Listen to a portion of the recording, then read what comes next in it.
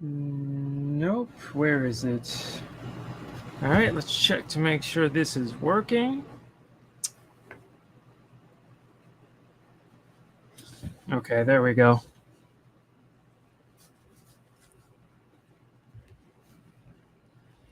Is the mic picking this up? I think it's good.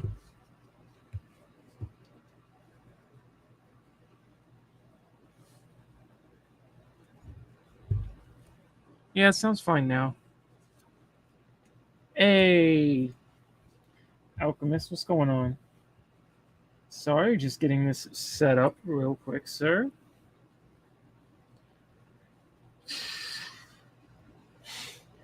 It's a good thing I waited on this, sorry, because it got better during the week. I wanted to try to do something about it yesterday,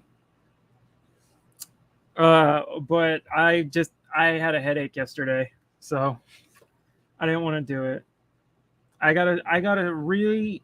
I don't know if you ever had those cramps from working out like that last over a day, but I had one, and then I was running blocking drills in Muay Thai, and the cramp hit me right as I took a hit, or right before I took a hit, which caused me to flinch, and I took a bad hit on accident. So I was like, I had a headache, and I was like, I'm not doing that. I'll wait till tomorrow. But we got a video today, so it made it better.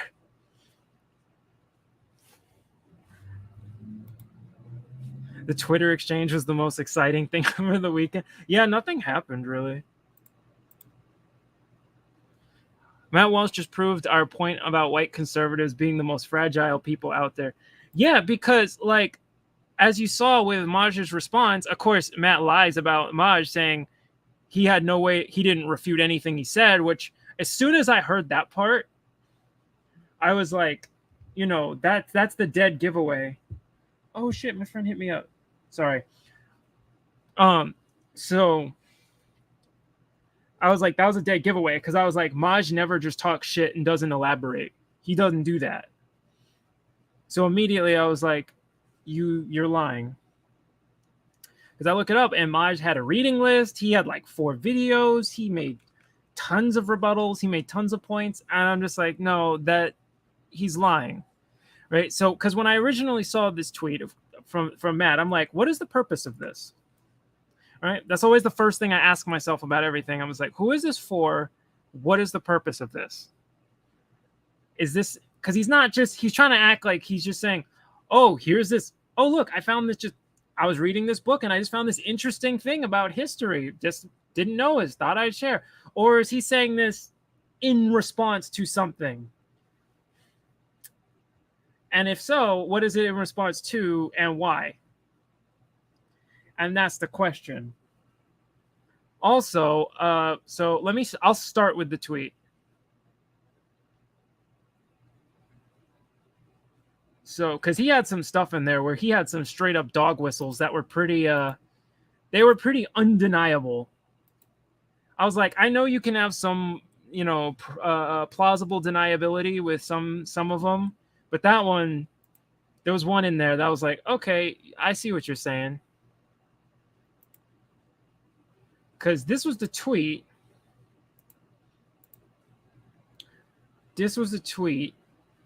Let me make it bigger. Right here. This was the tweet that set all this off. So he wanted to say, well over 1 million whites were enslaved in North Africa between the 16th and 19th centuries. Most of them abducted and sold by Muslim pirates. Africans were raiding Europe for slaves for hundreds of years. The school system has totally erased it from history. Now I have to ask, what the fuck does African or European history have to do with American schools? We don't learn African history in American schools. We don't learn European history. We learn American history.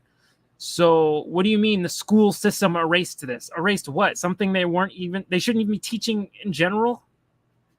We're not doing international fucking conflict or not international history. We're not doing classes in European history and American history classes in high school. So what the fuck what does this have to do with anything?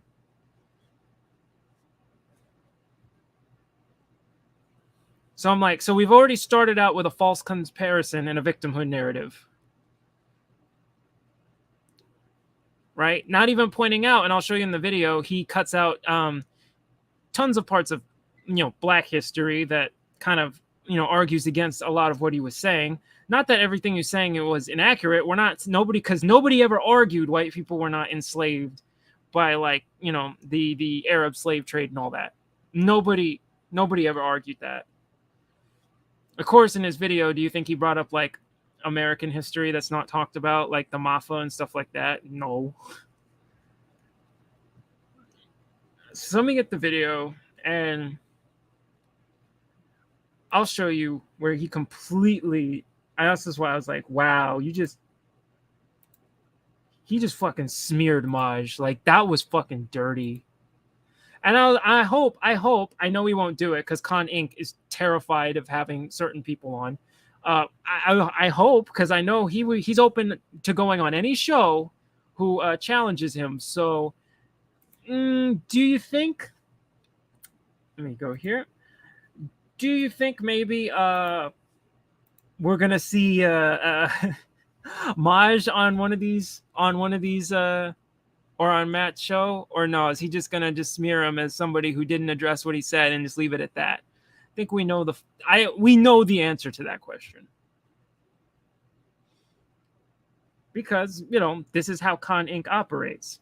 It's not about good faith conversation or trying to expand your voter base, actually winning stuff. It's about making money, and the money is on fragile white people, especially if you go on and start black bashing them. That's for some reason very, very profitable.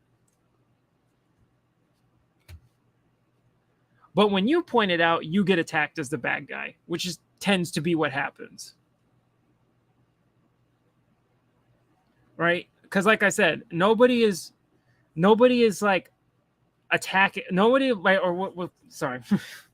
I just tripped over myself. Okay. Nobody's arguing that, like, none of this happened or, like, any of this.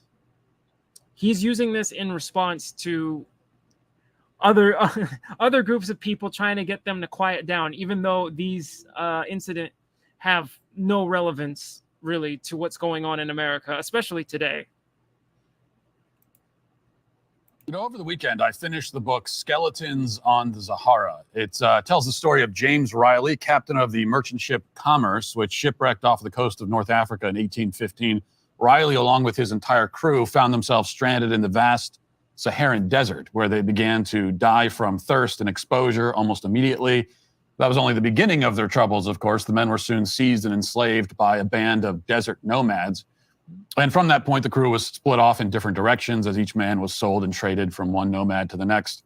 They were abused, starved, beaten, found themselves on a hierarchy where white slaves, Christian dogs as they were called in Arabic, occupied a rung on the social ladder somewhere well beneath camels and probably donkeys. And at one point, Captain James Riley was traded for an old blanket. By what definition, and what does this have to do with anything, like, relative to American history? Conservatives don't want diversity of thought. Yeah, and Maj brings this up. We're going to look at his response. He brings this up. They say every time you're dealing with a right-wing NPC, it's when they go, "Thanks for being a free thinker. It's good to see more free thinkers out there." As soon as I hear that word, I'm like, this is a right-wing NPC. Yeah, because I was like, what happened to don't be a victim, be a victor?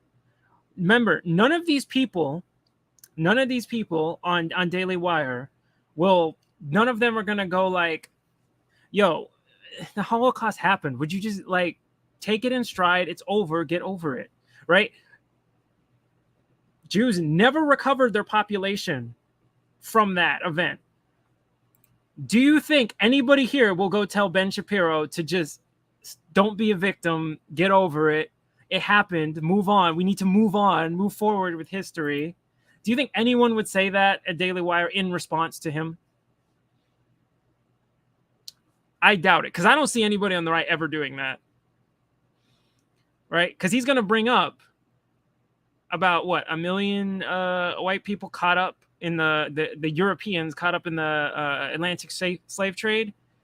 And it's like weird how, and then tries to make it as like it was affecting all people. Weird how now that's the case, because I don't remember the Holocaust being like, hey, 6 million of those people were not Jews.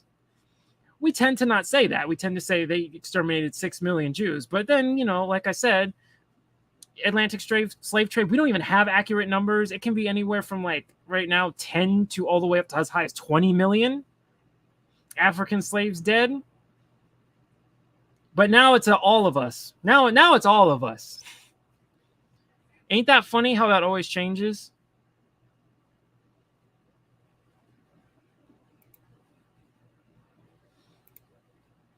Blanket, just to give you an idea of how much they were valued. Several of the slaves were lost into the interior of the continent and never were heard from or seen again, doomed to live out their lives in bondage, though their lives would have been mercifully short. You can only live so long when you're being used as a pack animal in the desert and forced to subsist on snails and camel urine, which is what they were consuming most of the time. But Riley and a few of his men managed to escape with the assistance of a comparatively merciful Arab who ransomed them for several $100s and a couple of muskets. So here's the thing. I also want to point this out. In response to, because this is in response to Black people. We know he's not just saying these things just to say these things. What impact does this have on white Americans today? Since we're playing the victimhood Olympics, which I know the right says they oppose, but they don't really. That's the direction they've been going in since like what, 2018-ish? No, like 2019-ish, somewhere around there. But yeah, what impact does this have today? And also, this isn't even, like I said, this is stuff going on in Europe. His point was, why aren't we teaching this in American schools? Because it's European history. Right? The same reason we don't teach African history in American schools. Yet, the survivors never escaped the physical or mental trauma of their experiences, and most of them died relatively young. But two of them, including Riley, did publish books about their experiences, and both books were sensations at the time that they were published. Captain James Riley would become a household name. Even Abraham Lincoln named his book Sufferings in Africa as one of his greatest inspirations. The funny thing, though, is that this incredible and true tale, which was once widely known and renowned across the country, has faded into obscurity in recent years. In fact, the author of Skeletons on... I have literally never heard of this story, nor know anybody who's ever heard of this story. So I don't know what recent years means. The Sahara, Dean King, only found out about the story and decided to write a book about it after stumbling across an old, dusty, leather-bound copy of Riley's memoir while researching another book at the New York Yacht Club Library in 1995. It's the only reason he even knew about this. So why don't more people know about this story? Why isn't it taught in schools? Why haven't there been movies made based on it? It is an incredible story. The book was actually adapted as a screenplay before it was even published, with DreamWorks attached back in like 2001. But the film was never made. And then 5 years, or rather 10 years later, in 2010, another screenplay was written. But that project also fizzled out. Movie was never made. Well, there's no mystery here, of course. This story has fallen into the cracks of history because it touches the tip of an iceberg that our educational establishment, the media, and Hollywood would all prefer that we not acknowledge or explore. And there's the white victimhood. There it is. Right there. That's what I was waiting for. Look, we've been over this, right? When we were over this because we've had all those instances of issues with anti-Black racism in the past week. And like I said, if there's any plausible deniability anywhere in the story, if a Black person is the victim, any plausible deniability, that's the route they'll always take and say, that's the true route. Switch it up. Now we switch it up. No evidence that they said, well, we don't want to talk about this white history. Throw it because it touches on white people in slavery. There's no evidence that we're throwing it out on that basis, but immediately he goes to, no, that's just the obvious solution. Why? Based on what evidence? I don't see anything. This sounds like playing victim. Am I wrong? Is this not just doing... This is the same shit you pull on black people all the time. Even though we got evidence, you always pull the one like route of plausible deniability and say that was the truth. Now you show up with no evidence and say this is the obvious conclusion. It's just it's because it's anti-white. Because they don't want to talk about, our history, even though this is, again, this is European history or and history of the Middle East, so in Africa. So it's like except when it's not. But again, the reason I'm looking at this as a response to what's going on with black people is because that's why this was made. He didn't just bring this up out of the blue, just thought it was a cool story he wanted to bring up or touch on. It's in response to something, which is why he got into it with Maj.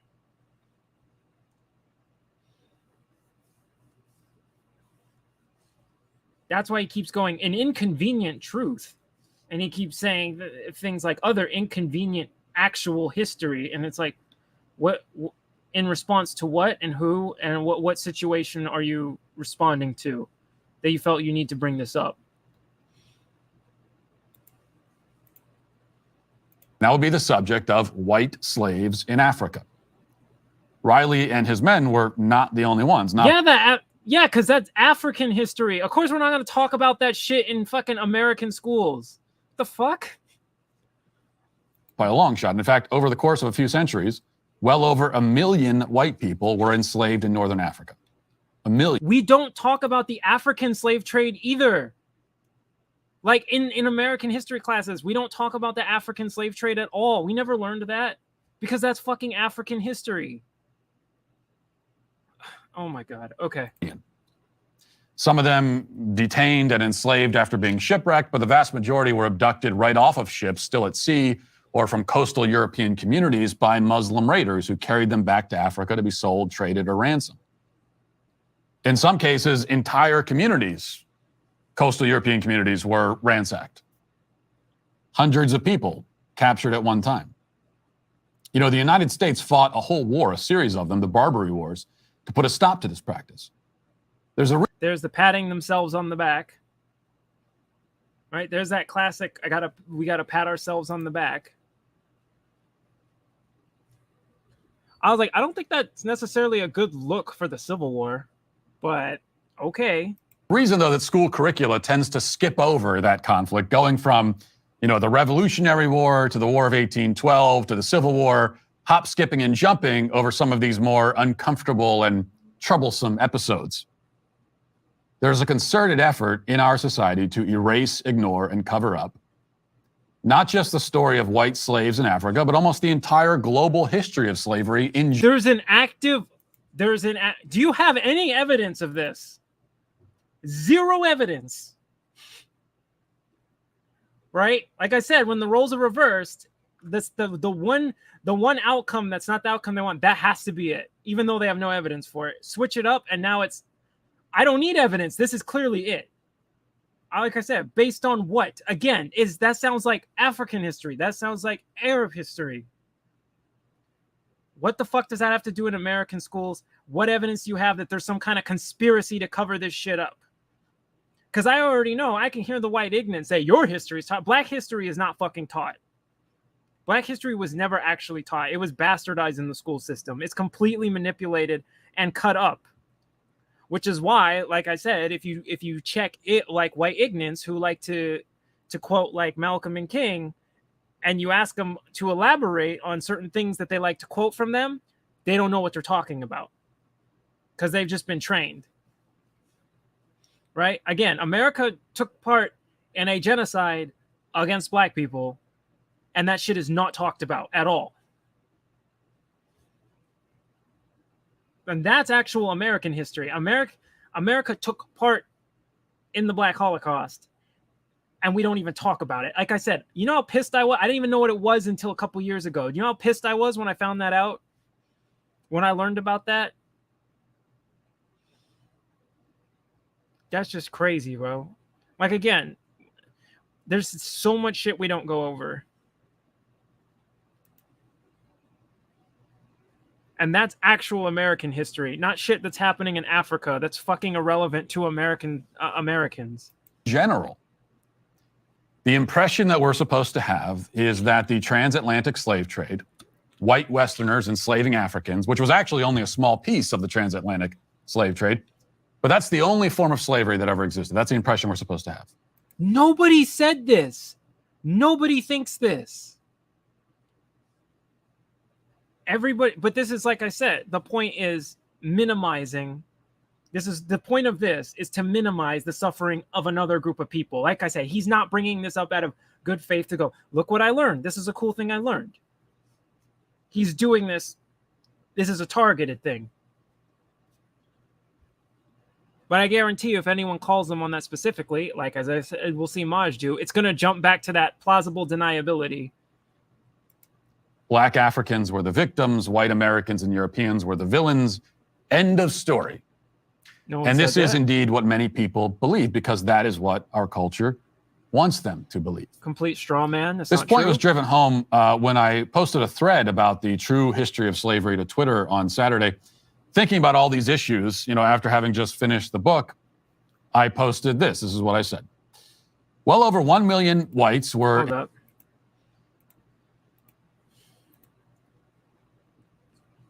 White conservatives have been taught lost cause history. They've been taught, like I said, specific types of history. He's pulling something from a completely different continent. And like I said, where is this energy for the Holocaust? It wasn't just Jews. Listen, I have no problem if you want to bring it up that way, but I'm just saying keep it consistent. They're never consistent with this shit. Because when it's one group, it's minimize, minimize, deflect, justify, rationalize, all that shit.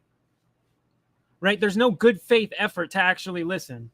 See, you'll have Black Americans, mostly Black conservatives, let's be honest, who will show up to it like these people on the right and go, yo, we just have some things need to be addressed that were never addressed. And then what happens immediately? Whataboutism. And this goes back to while slavery was still happening, right? They'll say that shit doesn't even affect you anymore. And it's like, when you look at the history, it kind of does, because it kind of spirals to the next form. It's not, or it just moves on to a different form. That slavery doesn't go away. It just changes forms. And they'll be like, how does that affect you today? Like, my parents grew up in Jim Crow. Like, we're not even that far out of Jim Crow.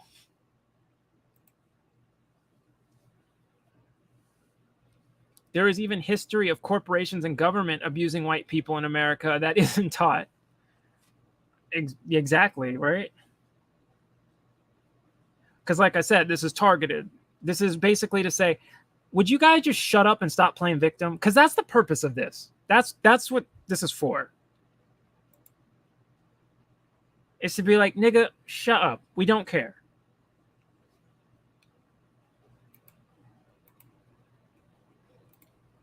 Enslaved in northern Africa between the 16th and 19th centuries, most of them abducted and sold by Muslim pirates. Africans were raiding Europe for slaves for hundreds of years. The school system has totally erased this fact from history.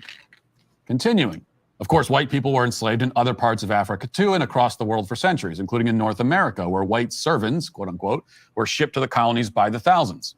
Slavery in America didn't begin in 1619. White children were being kidnapped and sold into servitude in the colonies before that. And of course, slavery existed in the Americas for hundreds of years prior to Europeans ever setting foot there. Indian tribes all practiced slavery. So what he's doing right now is a false equivalency. So he's trying to compare all forms of slavery. And he's going to address this in a second. What he's trying to do is trying to conflate them all as exactly the same. They are not exactly the same. And you'll see in a second, because like right after this, he gets into playing word games. Because when you actually look at it, it's way more nuanced than that. Because chattel slavery, American chattel slavery, was infamous for its unique brands of brutality. Also, that it was built specifically on race. Whereas other slave trades, not really. was a little bit different how that worked.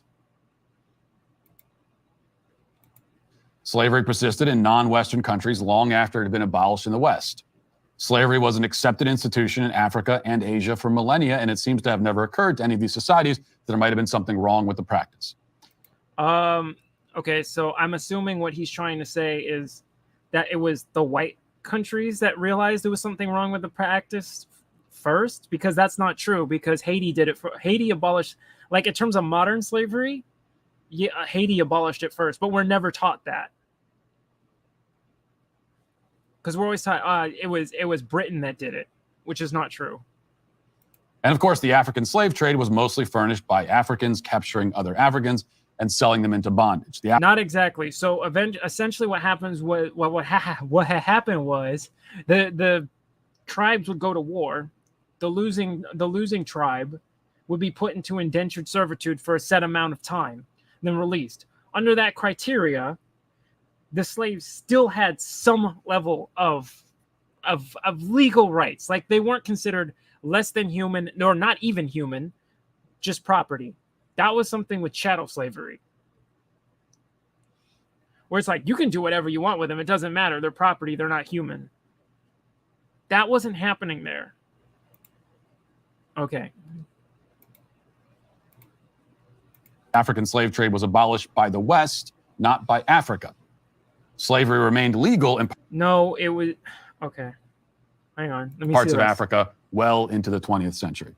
Actually, I should have said that slavery was abolished against the, not just without the help of the non-Western world, but against the objections of the non-Western world was the slave trade abolished. Again, Haiti is completely left out of the conversation because we're covering other facts up about history. Okay, but we're not going to bring up Haiti. Everything I wrote there is as true as it is unknown to the average American.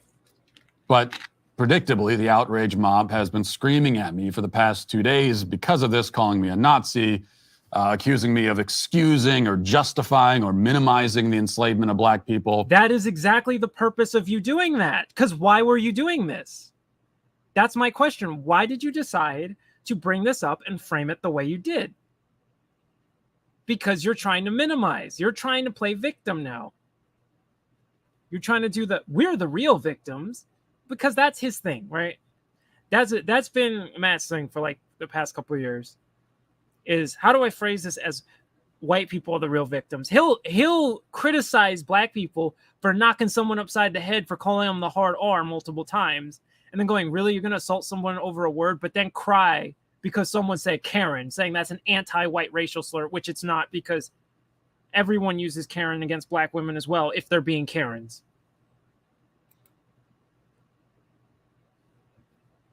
That sounds like minimization. I'm just noticing patterns. That's all I'm doing. Accusing me of upholding white supremacy, quote unquote. My messages and emails have been, as you can imagine, even more colorful than that. But the attacks have come from the right as well. This is not all from the left. Toure is a prominent gun rights activist. Maybe you've seen him on Fox News, and maybe you've seen him on YouTube. He launched into a tirade that included many tweets and several videos about me. Tirade. Beginning with this response, he said, notice he says multiple tweets and several videos, but then watch this.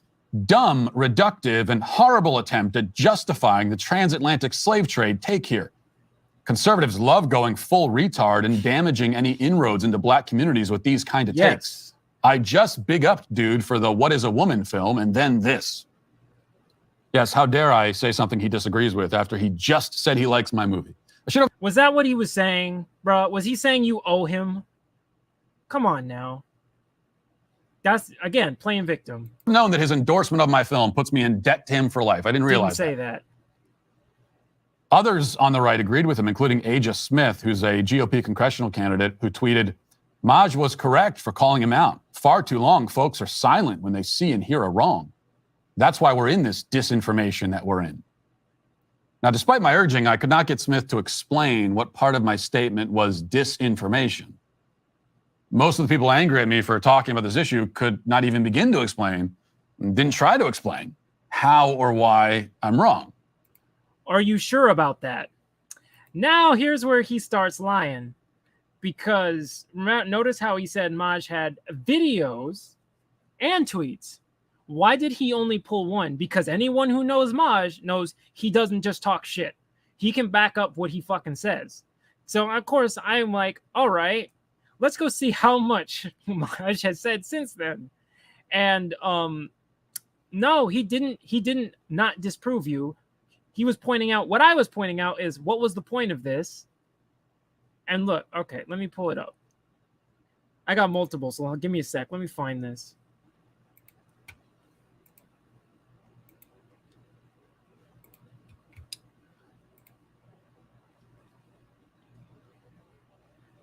We could already start.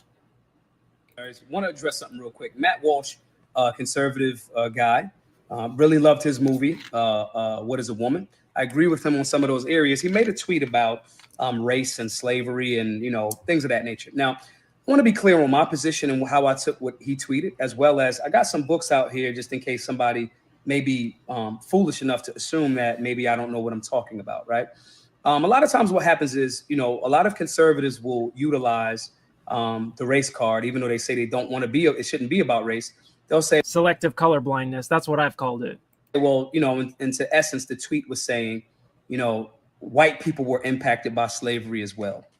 The reality is those examples that he gave in that very limited and missing context tweet, it comes off like you're comparing the transatlantic slave trade to all of the other trades around the world. And it was a chattel slavery was a lot different, a lot brutal. And a lot of times what happens is because we love America and because extreme leftists tend to speak in such everything is wrong about America, white people are the cause of all problems, right?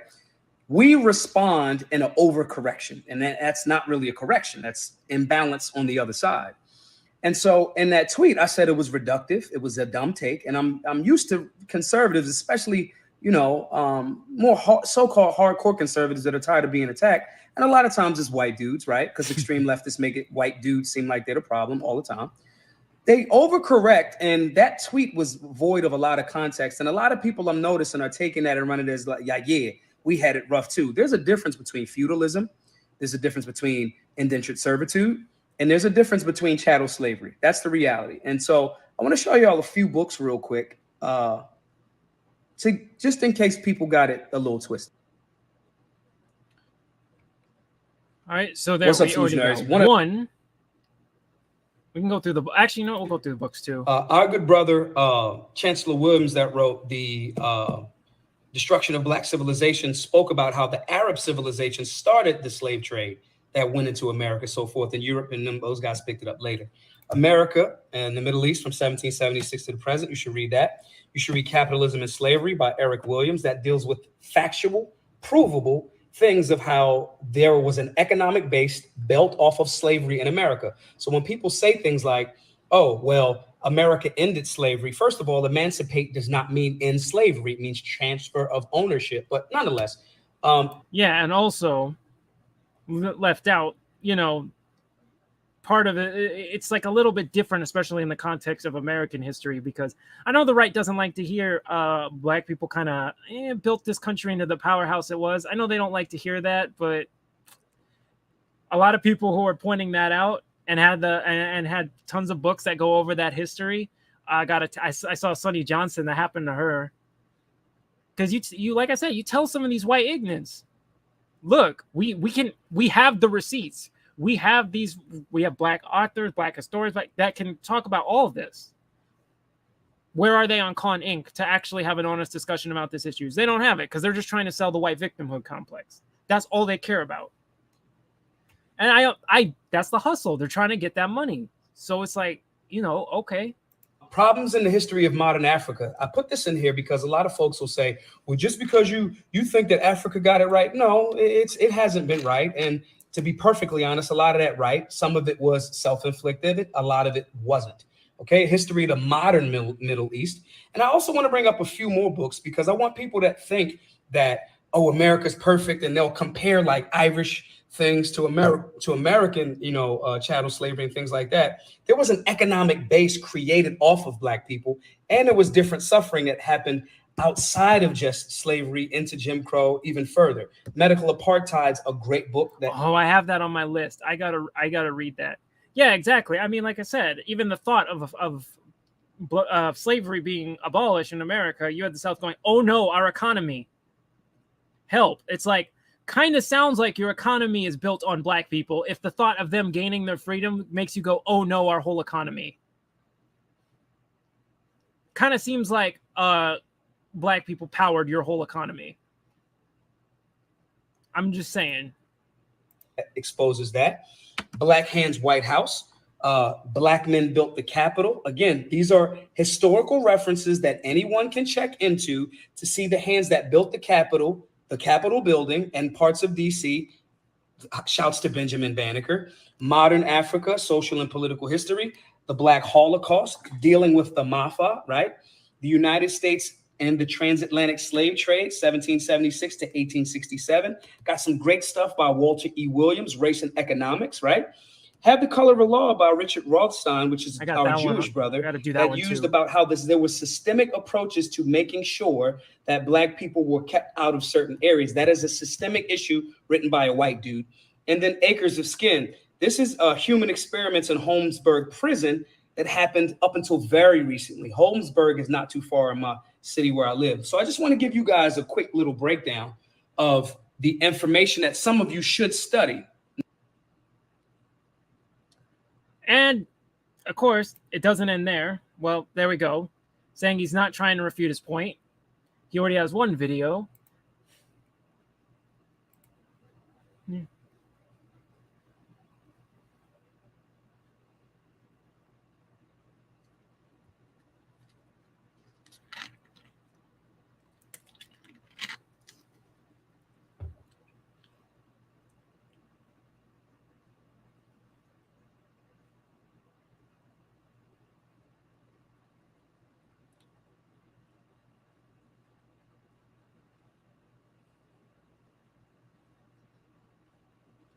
This is exactly what I have been saying for years, keeps happening to me. Every fucking time I go to any kind of right-wing event, I've been told, "Oh, that's based, bro. Oh, that's really conservative and based." Like anytime it's outside of the purview of race relations, as soon as we go there, I'm a woke lefty. I've said this for years. Every fucking time. Anytime I go, hold up, it's not that simple. It doesn't work like that. And I'm very patient. I'm very patient with these people because a lot of them are more so ignorant than actual malice. Because there's difference. Usually the people in power, that's where the malice lies. The people under them, usually it's just ignorance, right? They don't live in these areas. They've never been around these people. They're off in their own bubble.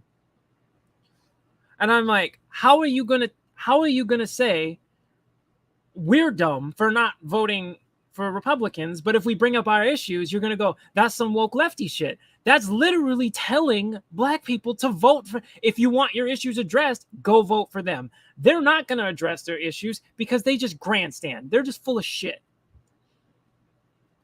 I'm just saying, like, you'll show up and be like, yo, I'm down with the social values, economically cool. We need to address some of these issues, though. I would like to talk about some of these issues. Nigga, get out of here. Go over there. And then as soon as you do, they're like, them niggas are stupid. Why aren't they voting for us? Gee, I don't fucking know. Maybe because you tell us our problems are inherently left-wing, which is fucking stupid. Can't stand these fucking dummies, though. But like I said, it's not malice from the lower ones. It's usually ignorance. Higher up is malice. Right? Like Con Inc., I'm like, you know enough that I'm not giving you the benefit of the doubt. You're well-read enough. I ain't giving you that benefit of the doubt.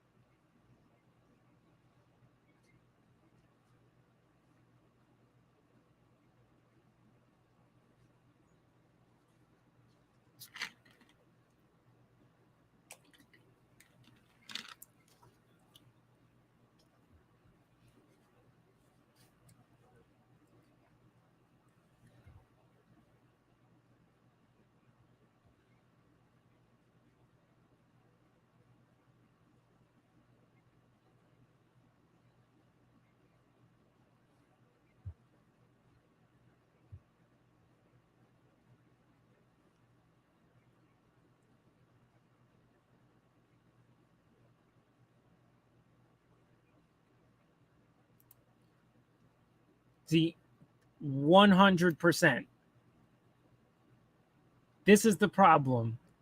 Because I know you got some that are like, how is that relevant to just the historical facts he's pointing out? Like I said, it's why he's doing it. It's not that he's doing it. It's why he's doing it and in response to what? That's to minimize, which was Maj's point. But again, Matt took one tweet from him, didn't show the other videos, and left out all this other shit. And you're like, gee, I wonder why. Hold up.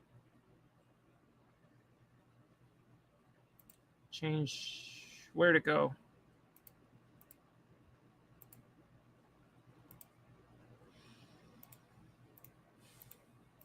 Oh, no, I lost it. Fucking dumb. There it is.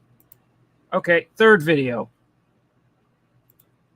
America, because they understand PR and messaging way better than the left dominates urban and Black America because they understand PR and messaging way better than the right does. Simple and plain. They have to because they don't have many facts. Sorry, they just don't. And so let me start here. I didn't get why you were so strongly going after Matt Walsh for this tweet or his series of tweets. And so help me understand. So first, I did like What is a Woman? I think Matt is usually spot on certain things. It's similar to a lot of conservatives. I'm very critical. It's almost like if we're going into the tactic room, right? What does this actually prove? I just did an interview and, we discussed, a guy said, well, what would be wrong with All Lives Matter? And I'm like, well, there's nothing technically wrong with it. If you thought that, you should have said it before BLM said Black Lives Matter. It's just what it is. And everybody knows I don't really. Exactly. To expand on that, I also said my problem with oh, God, Jason. Yeah, I know. I don't like him. Good for having Maj on. I'll respect it for that. I said good on you, but I do not like Jason Whitlock. He said racist as shit stuff before. I think I covered it in the Simone Biles video. He said some racist shit to Simone Biles. He said some racist ass shit on Tim Pool's show. I went over that.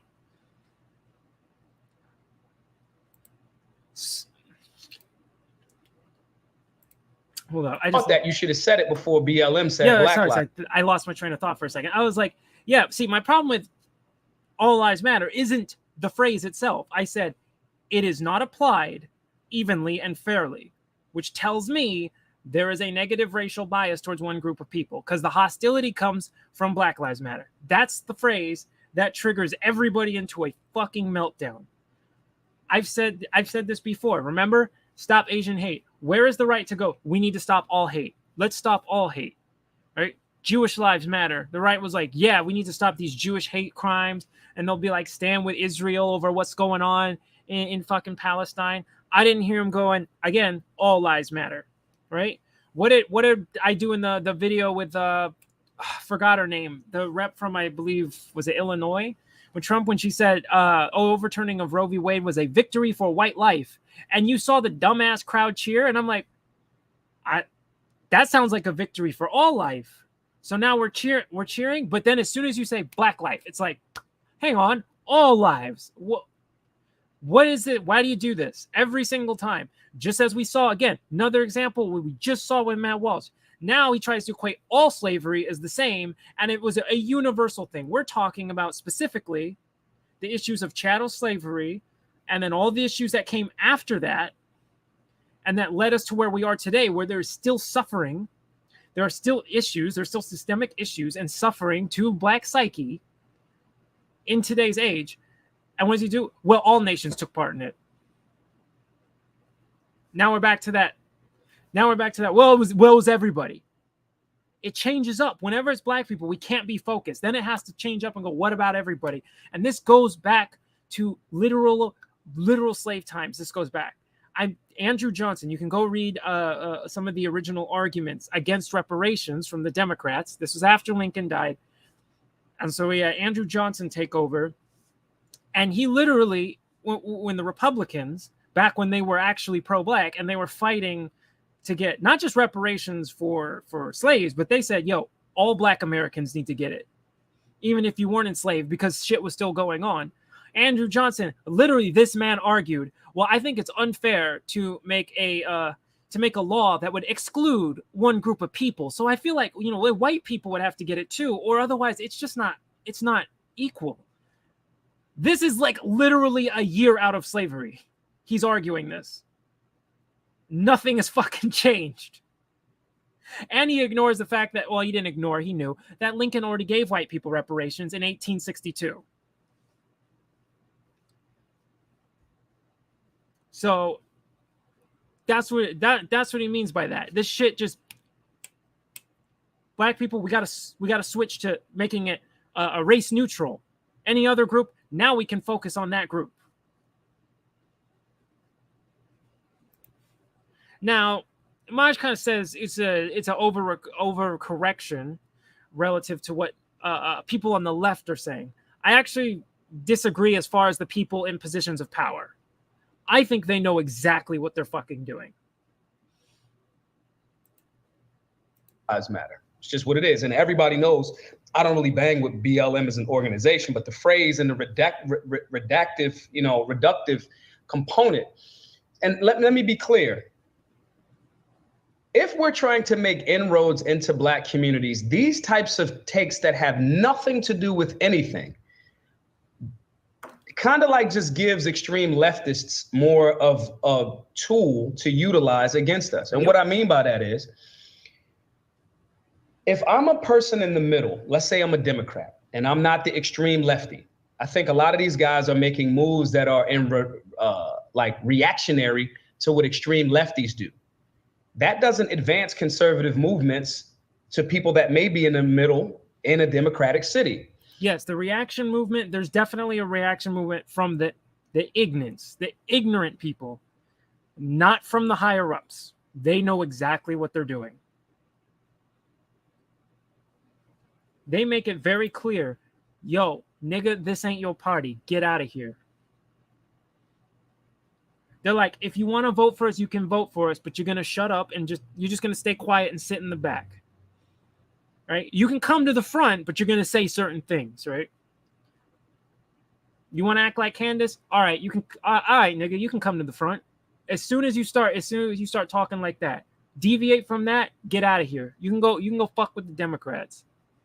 That's what they'll say. Even though it's like, I can't stand them. Right? I'm like, they're just as bad, if not worse. So we say a thing and then an extreme leftist packages it and says, see, they're minimizing your ability or the history of the transatlantic slave trade. Now, Matt may have not been trying to do that. I'm talking about from a tactical and strategic standpoint. The left dominates urban and Black America because they understand PR and messaging way better than the right does. Simple and plain. They have to because they don't have many facts. Sorry, they just don't. So they have to be very good at smoke and mirrors and lying in PR because that's what a lot of public relations or perception and reality is. Yeah, but the more recent we've been getting into the right, it's more so become, it's not so much as we're losing a PR battle now as we actively do not want Black people here. Like, we'll just say whatever, we'll say whatever disrespectful, nasty, vitriolic stuff, and we don't care. We're happy if they're not voting for Dems, but we don't really want them on our side, right? Republicans don't actively want Black people there. They just want to make sure they're not voting for Democrats, if you know what I mean.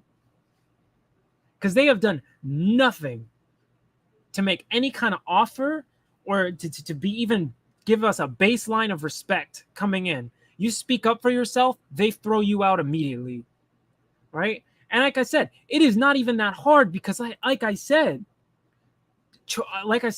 Trump made an offer and doubled his Black support. He just made an offer. We didn't even know if he was going to, follow through with it. We don't know that. I don't have necessarily a history like I do with Biden, so I knew he was already lying.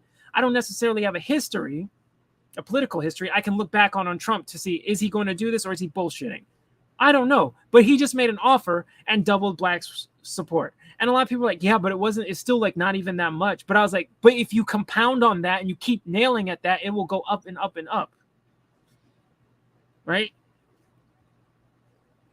Because we already know Dems aren't going to do it. They're just saying bullshit. Like I said, Dems are all going to talk that big shit about reparations, but if the tangibles got in reach, oh, they're gonna change course like that, because they don't want the tangibles. They just want to make you feel like it's in reach if you vote for them. Like it's right there, right? It's the carrot on the stick. Just keep voting for us one more time, and we'll get it this time. Maj was way too charitable to Matt. I have gone a bit harder. Oh, I would, bro. When I first saw his video this morning, I was fucking hot. I was mad. I was like, yo, you just gonna go and smear, like I said, you that's what Con Inc. does. They're gonna smear any of the pro-black conservatives. Because when it comes to race discussions, they don't want to have it. And like I said, I don't know why Maj thinks Matt was just pointing. This is why I'm not with him. Or he thinks Matt was just pointing it out to point it out. His pattern is the white victimhood complex. He makes everything into the white victimhood complex. So I'm not giving him the benefit of the doubt if he was just pointing this out because he learned it. No, he was pointing it out to minimize. And as we go in further into his video, you'll see he continues to minimize. He makes it worse to the point where he literally justifies modern slavery. I'm not fucking with you. I'm dead ass serious. And that's the crazy part.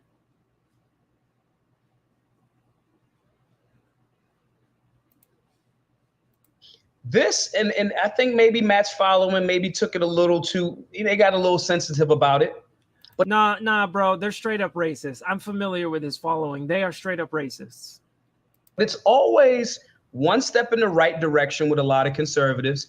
And then we say something that makes the job of my job a lot more difficult, because it's like, damn, that sounds like you trying to downplay the role. And that's what every extreme leftist is going to do. And I always point this out, that how harmful this is to black people on the right. This is extremely harmful to black people on the right, because now you're planting that idea. You always go in mainstream culture, this is what a black conservative is. And you're propping up, people like Candace and like Tatum and stuff like that. And then that harms us because, like I said, you'll get those like indoctrinated black people on the right or on the left or in the middle, and you'll come in, and as soon as they find out you're black and right wing, they jump to those stereotypes of that's what you are. And you have to go, hold up, listen. Right? That makes it even harder. It makes it a hard sell. So I couldn't skip leg day. You never skip leg day. Today was chest and back, so I got energy. Whitlock looks so good. I mean, because Maj is spitting facts, and when it comes to race relations and what the right's doing, so he doesn't get it because he's one of the tokens. He's one of the good ones. Then there's the combination of all of these other things, all of these other statements, all of the, you got the Tatum saying, pretty much every black dude that gets shot by the police deserves it. And I'm critical of being dumb, but I'm also critical of the state. And so from a strategic and tactical standpoint, this does not spread conservative values or make the job better. We keep going with this facts don't care about your feelings concept. And how has that been working out for us by not expressing any type of empathy first? Absolutely. This is serious, because like I said, feelings also don't care about your facts. You need to understand this. You can't come up to somebody, right? And I do, like I said, I do this when I go into places in person, and I do talk to people on the right, and I always come at it. I always assume when it comes to race relations, I always assume that the person is just ignorant and not malicious. I'm trying to come at it from a place of empathy and go, yo, that's not exactly accurate. I went to one lady and I didn't think she was a bad lady. I just think she was just kind of indoctrinated by Con Inc. because she was on her megaphone, screaming at counter protesters.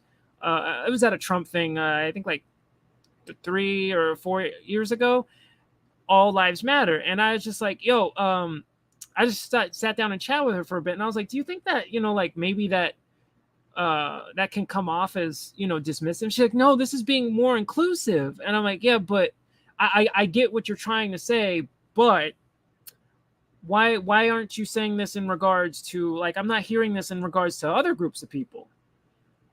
Like, why do you just bring it up? Like, why didn't you bring it up with Jewish lives and Asian hate and all that other stuff? And she didn't get it because she's like, no, we're not like them. We're not exclusive. We're inclusive of all people. She didn't get it. And I was like, I don't think you're malicious. I just think you're kind of dumb. I was like, maybe if I can crack that armor and make you think about it a little bit. All right. This is I know he's on the left, but Destiny, this is his approach. He's been trying this a lot more recently, coming at it with instead of own the other side, trying to come at it with more of an empathetic approach, which I agree to an extent. There's a point where I'm like, I'm done. I'm not gonna be nice anymore. Right? There are some statements that are so nasty or vitriolic that it sets me off. Like one of my like, you weaponize Black history against Black people, that conversation, then I'm mad. Then I'm not going to be nice anymore. Which a lot of people on the right do. Like, you start taking King and Malcolm and other people out of context, I'm going to start popping off. I'm going to get mad. I hate that shit. That shit makes me mad. Did you see that Airbnb is renting out former slave cabins? What? Yo, no fucking way. Bro, nah, man. That's fucking... White conservatives need prayers and knowledge. Like I said, Maj is a lot more empathetic and patient than maybe someone like Amazing Lucas. But I was like, I get both approaches. I don't find Lucas's approach necessarily effective at changing minds as far as how he goes on stream. In his videos, yes. But on stream and like a live conversation, I don't find his methods the most persuasive. But, I understand. I've been in both situations where I try to come at it from empathy and patience. And then there's a point where I'm like, I'm done. Fuck this. They're dumb and ignorant. But yeah, but people, like I said, people like Walsh, they're not dumb and ignorant. I mean, he's fucking dumb, but I mean, like, he knows what he's doing. He's not bringing up his, I want to talk about, I just feel like talking about slaves in white slaves in Africa. No, he's doing, and as we'll see, when he continues on later, it's clearly in response to he doesn't like that there are Black people speaking up for themselves. Right? Because we had a generation around the 90s, I mean, like the 90s, where a lot of Black people went quiet and just kind of got along to get along. And now we got this newer, younger generation coming up going, yo, fuck this bullshit. That's not working for us. Same shit's happening. A lot of white conservatives ain't happy about that. They didn't ask for it. I know. I get it. I feel you. I don't know how long we have to be patient, but there's going to be a point where there's going to be no more waiting and no more talking. I don't want to get there. I want the empathy approach to work, but there will be a point where it's not going to work anymore. Where it's like, we just can't do this anymore.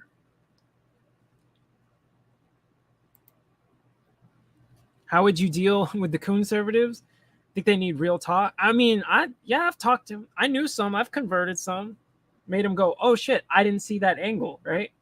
Because a lot of times what happens is they get caught up on their cult of personality, and so it creates the halo effect, where they're not really researching or questioning what the person is saying because they like them. And so sometimes you gotta like just go like, yo, I gotta sit you down and break down why, what do you say? Like a lot of people who are like siding with Walsh.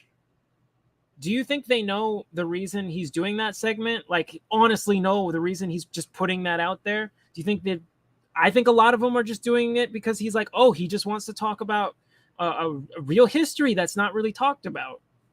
And not by looking at his consistent pattern of behavior.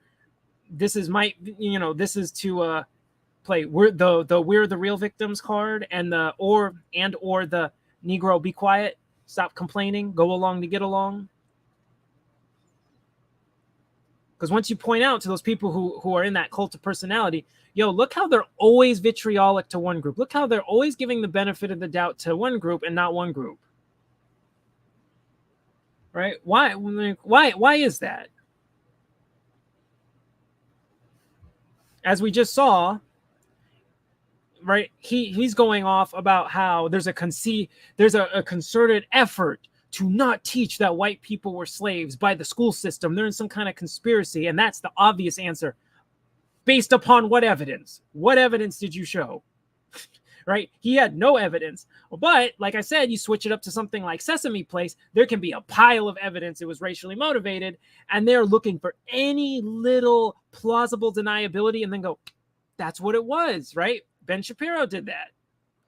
He tried and it wasn't even good plausible deniability. They didn't see him, even though they looked right at him, and then went, that's obviously what happened.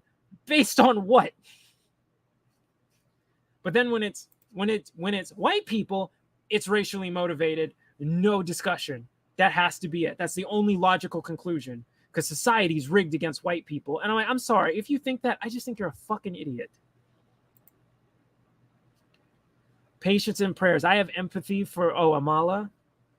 She needs an epiphany fast before it's too late. I think the benefit she might have is that if she gets out of jumping from one to another, because I legit kind of feel more bad for her, because this happens to a lot of people where they'll get used by one side and then sort of like jump ship and then just get used by the other side because they're in like a vulnerable state. Because sometimes it's scary to be on your own, right? You're not getting big. You're not going to get the popularity. You're not getting all that. You're on your own. You got no friends.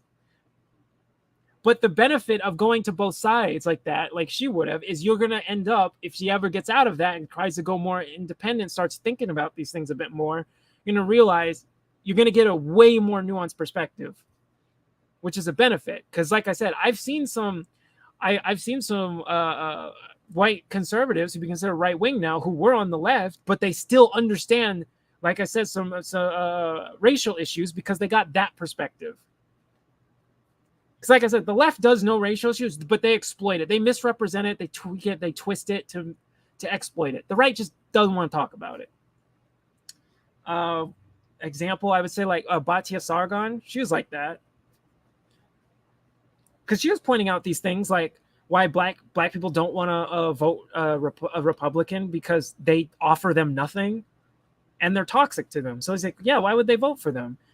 Destiny also, he's the same thing. He's like, the conservatives could easily get the black and Hispanic vote, but they come off as so unbelievably racist that they don't want to vote for them. Socially, they should align. Socially, on a lot of things, they would align with the Republicans, but they're so vitriolic and racist towards them. So they don't want to deal with them. And I'm like, yeah, but those are two people who were on both sides at one point.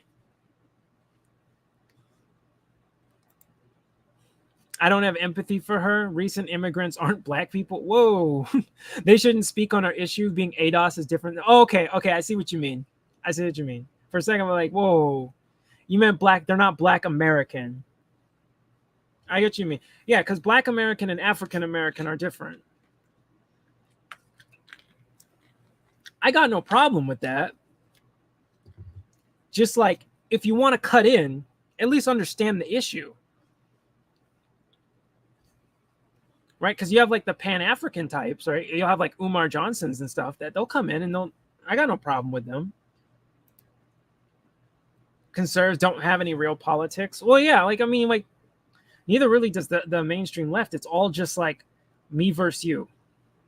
I don't have any real ideas. What does Con Inc. tell me to say? What do you say? What would you call it? Lib Inc., Neo-libs, shit libs, whatever. What do they tell me on MSN?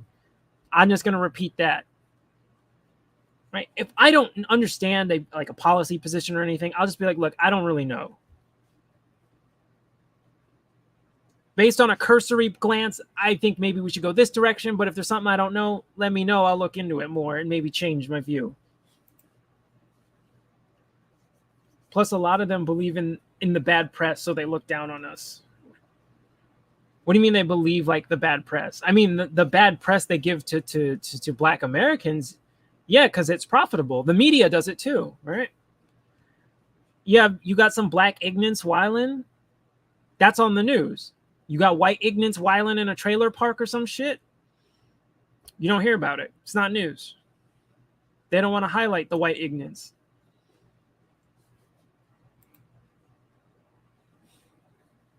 %. But notice how conservative inked picked and non-ADOS to represent Black Americans. Candace and yeah. Okay, I get what you mean. I think it's even more sad when you do have the ADOS tap dancers. Like I believe Tatum is, and I know ABL is, and I was like, that's sad. That's buck broken, man. Oh, and Chaotic Truth. I always forget about him. I really don't care about that dumb nigga. But yeah, tap dancing ADOS are even sadder because it's like, yeah, y'all got buck broken, and that's kind of like, that's heartbreaking, man.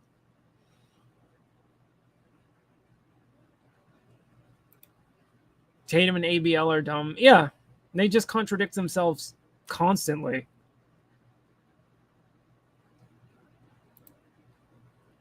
ABL and Black Conservative Perspective are also ADOS. Okay, I've only watched a handful of Black Conservative Perspective, and I was like, yeah, this just seems like another one of just these other Con Inc. tap dancers. He did the same shit with Buffalo. He did that. What about Chicago? The fuck about Chicago?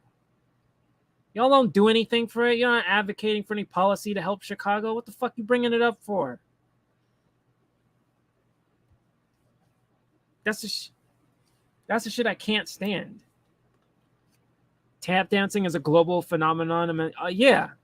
I mean, we don't go as hardcore as like Haiti, because during the Haitian Revolution, if you were a tap dancer, they fucking killed you. They didn't have it. They had zero tolerance for the tap dancers.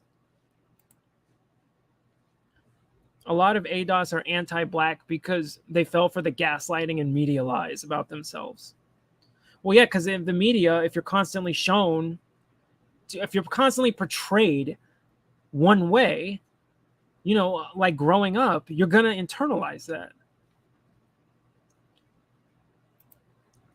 Right? If your representation growing up, if your parents don't teach you these things and your representation growing up is, you know, athlete, fucking rapper and drug dealer or criminal or thug, and that's it, you're going to internalize a level of self-hatred, which then causes you to think that's the culture, reject the culture, and back out of it. That's why I said, like, the media stereotypes are extremely harmful. And if you were Black, you didn't have much representation on TV or necessarily like in games growing up. Any media you consumed as a kid of like positive role models to look up to in terms of like not just like real, but like fictional storytelling. I know, because there's positive representations of other groups. Right? It's like we had some, you just don't see it as much anymore without boiling down to stereotypes. Like I loved growing up, I always watched Static Shock. Right? So it's like we had few and far between. We had some really great ones, but they were few and far between. What's the male equivalent of a hood, Becky? What would you call that? That's a good question. I've known some. Oh man, I knew some in high school. They were a trip. I loved them. They were cool. There is a really nice feeling. There is a good feeling when you got a racial unity between, you know, a white friend, because it's like you guys get each other's problems, and when you're not trying to step on each other's toes and everything, and you're empathizing with each other, and it's like that's the racial unity we can have, but the people in power don't want us to have that. They want to make sure we cannot understand each other's problems and that we have to fight. Hood Josh. Oh, that's funny. I mean, what we have the opposite equivalent of the like kind of posh black dude who kind of rejected all that. We just call him a Carlton. What happened to BET, Ebony, Root, etc. Bro, those things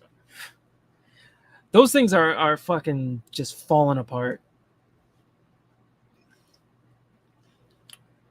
Boondocks representation of BET was pretty damn accurate.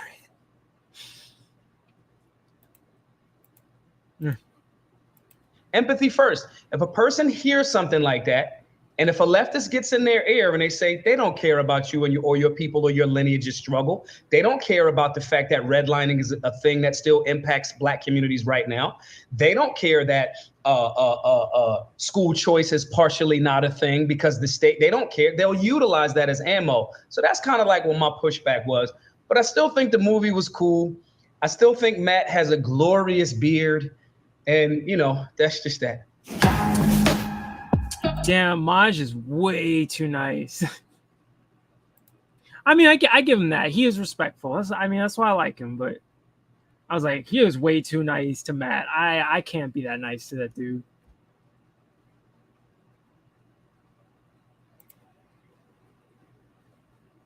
There was one other.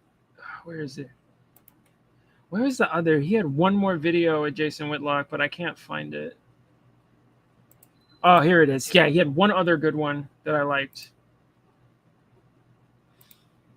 Because like I said, Matt claimed Maj didn't say anything to that could back up what he said. And I've gone over, what, three videos now? This one came out a little later, but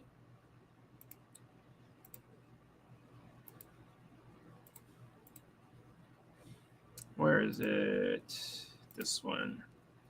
Really? You don't support school choice?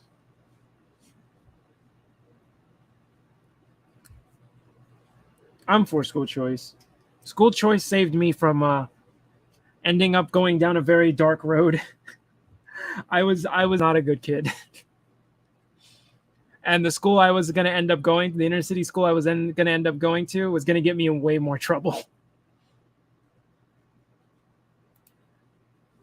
Yeah, that's true. But at the same time, you have to understand, like, you can't fix some of these schools. Some of these schools are just a disaster.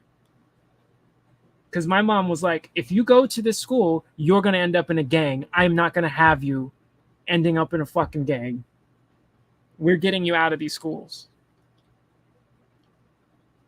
So yeah, getting sent out of my area came with its own issues. Going to a predominantly white, wealthy charter school came with its own challenges. But I'm like, thank fucking God my mama did that. Because the worst trouble I got into at the white school was, fucking swiping people's stuff I didn't like. Oh, I missed this. I never got the Boondocks when I was young, but now I'm older. I want to read it. You should watch the show. That is a modern masterpiece.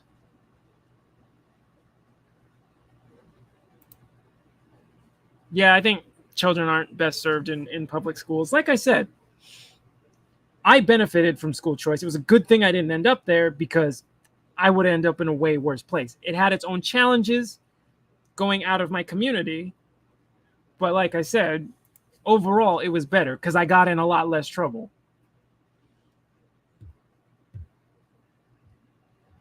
Right? I didn't end up like my mom said, where like you would have been in a gang versus what's the worst thing you've done? I was taking iPhones from people. Which, God forgive me, don't do that.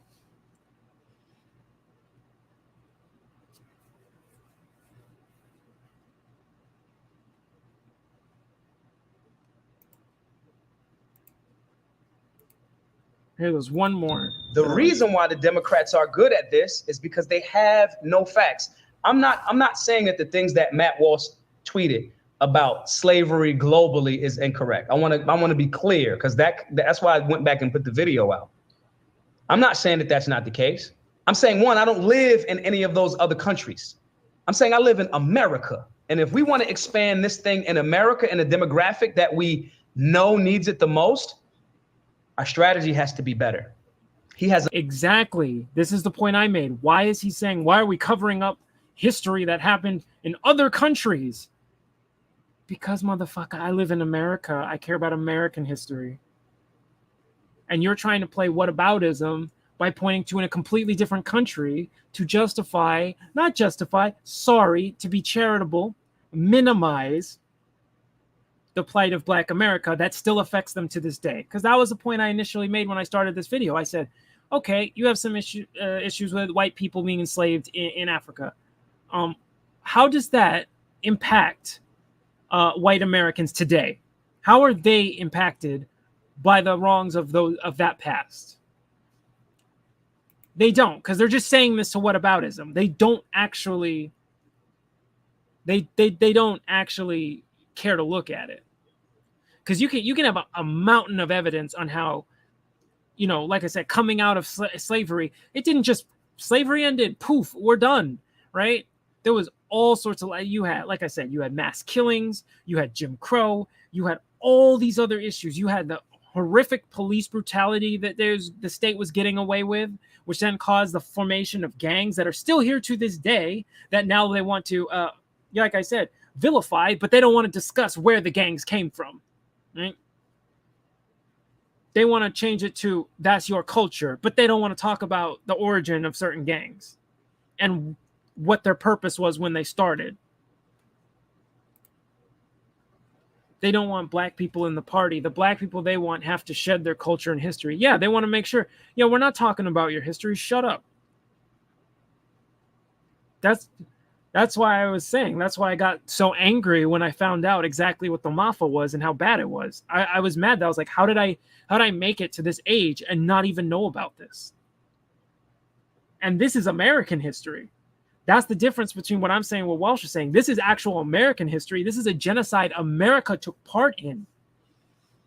And we won't even talk about it. We just cover it up.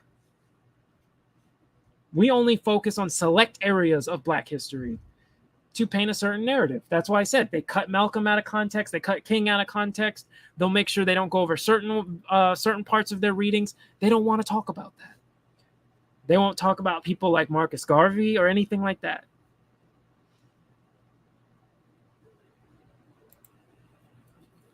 Yeah, slavery ended and we ended in utopia, right? Then we all magically became hyper wealthy and there were no more laws and everything went away. I mean, like, that sounds like the right's view of what happened historically. It sounds like they're saying you're free. It's all over now. You're quote unquote free. Moffat documentary watch party. I'm reading about it. I'm still doing reading about it. 1 million Twitter followers. I got 120,000. Matt, it's an irresponsible tweet if you're trying to win. That doesn't mean you don't have the freedom to say it. Just like the LGBTQ plus dudes have the freedom to say whatever they want. Is that really going to work with Black moms and dads saying, yeah, we want to groom your children? I want them to keep saying that because it's a failed tactic. Yep. That's why they're importing to expand. They still have expansion. This is manifest destiny. They are conquering. They are conquering. We have to make all of our moves equally the same. And if that's not his play in the game, then it would be great for him to say that, or any conservative. I'm not interested in winning. If that's what your thought process is, cool. You won't hear a critique from me. You've already identified that you're not trying to expand the movement. And if that's not what you're trying to do, then why are you speaking out so loud? Oh, they are trying to expand, but they're only trying to expand to a small specific demographic of who they want in and who they want out. And they very specifically, Republicans are very clear, they don't want Black people in their party. Unless they are spewing exactly what they say, as long as you're there as a hype person for white people, and this goes with the Democrats too, they're just better at lying about it. This is the same thing, but it's conform or get out. Right? Don't speak up for yourself. When we're up there shit talking you and vilifying you and then bastardizing and erasing your history, you're free to stay in the party. You just better shut up and deal with it. And if you don't want to, then there's the door. You go to the Democrats, right? That's why they call you a lefty as soon as you speak up for yourself. They're telling you, go over to the Democrats. We don't want you here. which then, like I said, and then these freaking retards on the right will be like, wow, they're so dumb. Why don't they vote for us? And it's like, yeah, call me a hard R to my face and then go, why aren't you voting for me? To be hyperbolic. Just for sales? Oh, okay, baby, free market. Okay. I got you, baby. You just selling books.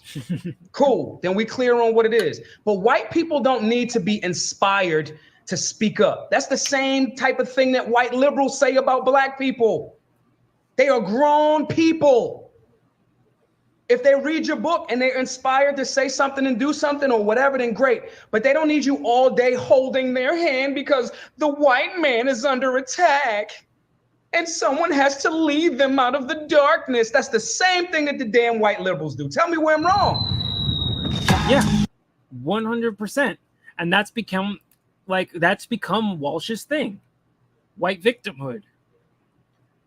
His whole channel for the past 2 years, like all the time, it's just white victimhood, white victimhood. You're under attack. You're being victimized. Black people get all the privileges. Don't you know that? Like I said, this clown has said on multiple times, it is a benefit to be black in the criminal justice system. Imagine how fucking dumb you have to be. Based on no evidence, he didn't bring up the numbers. Like I said, when it comes to Matt Walsh and the alphabet, he's got the numbers. He can name off all the numbers. It studies where they came from. But every time he goes, it's a benefit to be black in the criminal justice system, he doesn't bring up any numbers. He doesn't cite shit. He just will bring up anecdotal examples and then move on. Right? And there's, like I said, there's a reason for that. He knows he's fucking lying. He knows what he's saying is not true, but he has to sell white victimhood. But then, if you bring up, hey, we still have problems impacting us to this day, they'll tell you to shut up and stop being a victim. Stop playing victim. That's weak. They'll go, that's weak. That's bad. And then the second anyone calls them a fucking Karen or a cracker, they lose their goddamn minds. I'm sick of this shit. That's some MGTOW logic. If someone doesn't vote for you / date you, then they're not the problem, or they're the problem, not you. Yeah, right? They will diss you to your face. And then you go, fuck off, walk out, and they'll be like, them niggas stupid. Matt is doing the same thing as Nick Fuentes, just with a little bit of guile or less abrasive. Yeah. Yeah. Essentially. Let me see. I had, before we go back, I think, because like I said, Matt's claim was that Maj didn't have any sort of,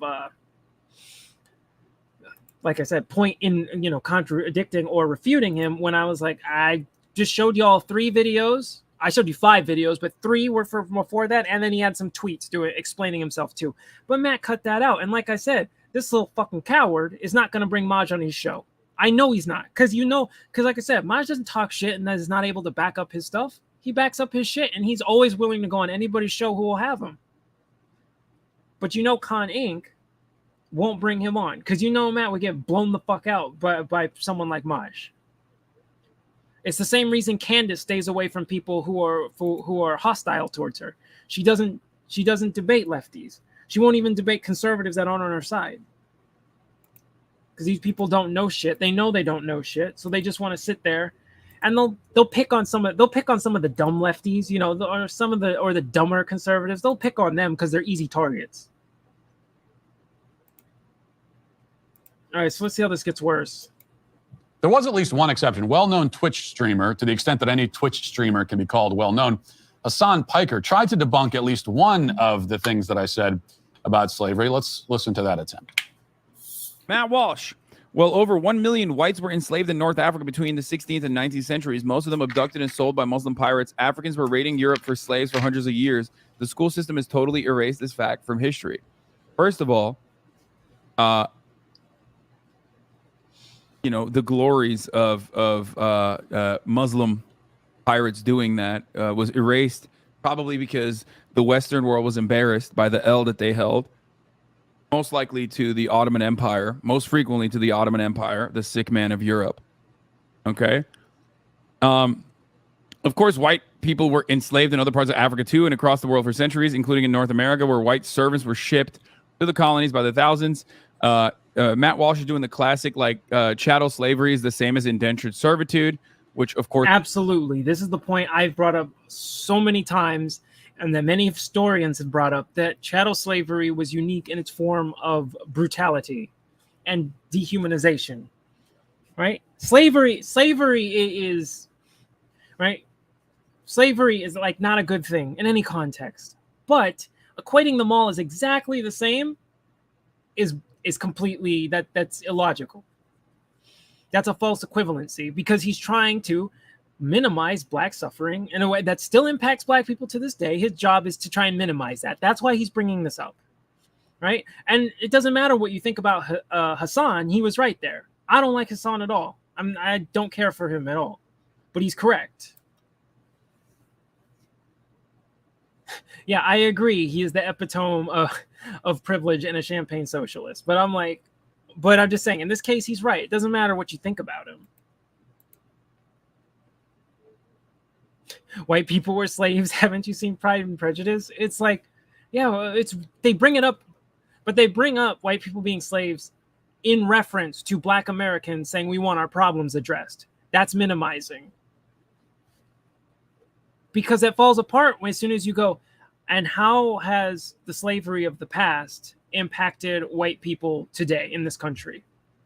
In going on in Africa and Europe, how has it impacted white Americans to this day? Right? That's the question you want to ask. And I haven't found an answer yet. Right? Because they'll try to compare, then say, slavery was ended long ago, and how has that impacted you for this day? And it's like, oh no, it didn't end in 1865. No, it went on for quite a bit longer than that.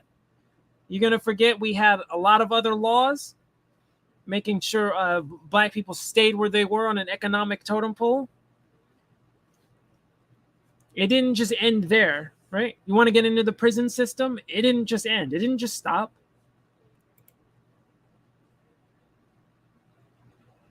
That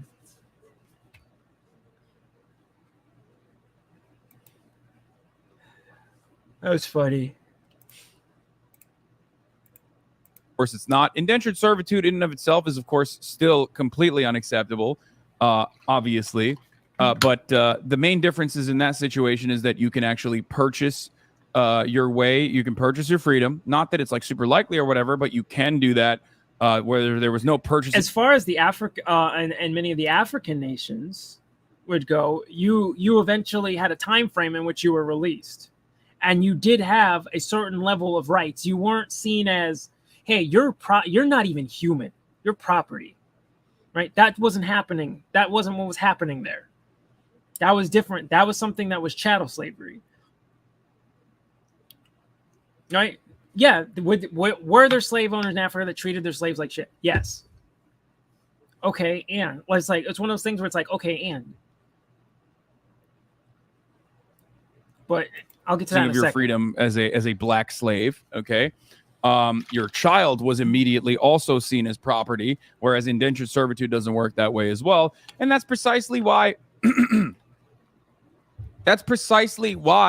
there is a difference between the way that like Irishmen or the way that Italians or the way that like whoever we're talking about in this situation were able to assimilate or be welcomed into white society in comparison to black people, which Matt Walsh, of course, still doesn't want to welcome into white society. So there you go. I wouldn't necessarily phrase it the way he phrased it at the end there, but more or less, yes. I would I would narrow that down a little bit. Let's see. Juneteenth made everybody so mad. Like, nobody likes reality. Exactly. Why so many white conservatives were just so fragile over something as Juneteenth. I don't care if it's a national holiday or not. I really don't care. It doesn't do anything in the long run. It's just an extra. You can get the day of work off, including for white people. So I was like, what are you complaining for? What is the problem here?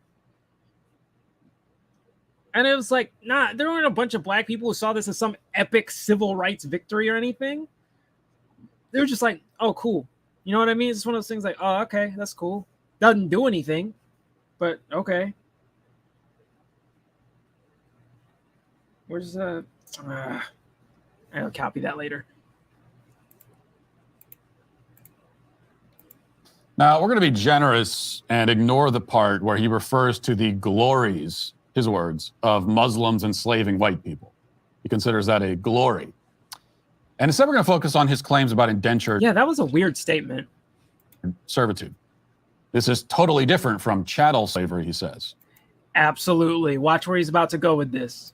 And I've heard a lot of this. You hear a lot of this attempt to distinguish chattel slavery from other kinds of slavery.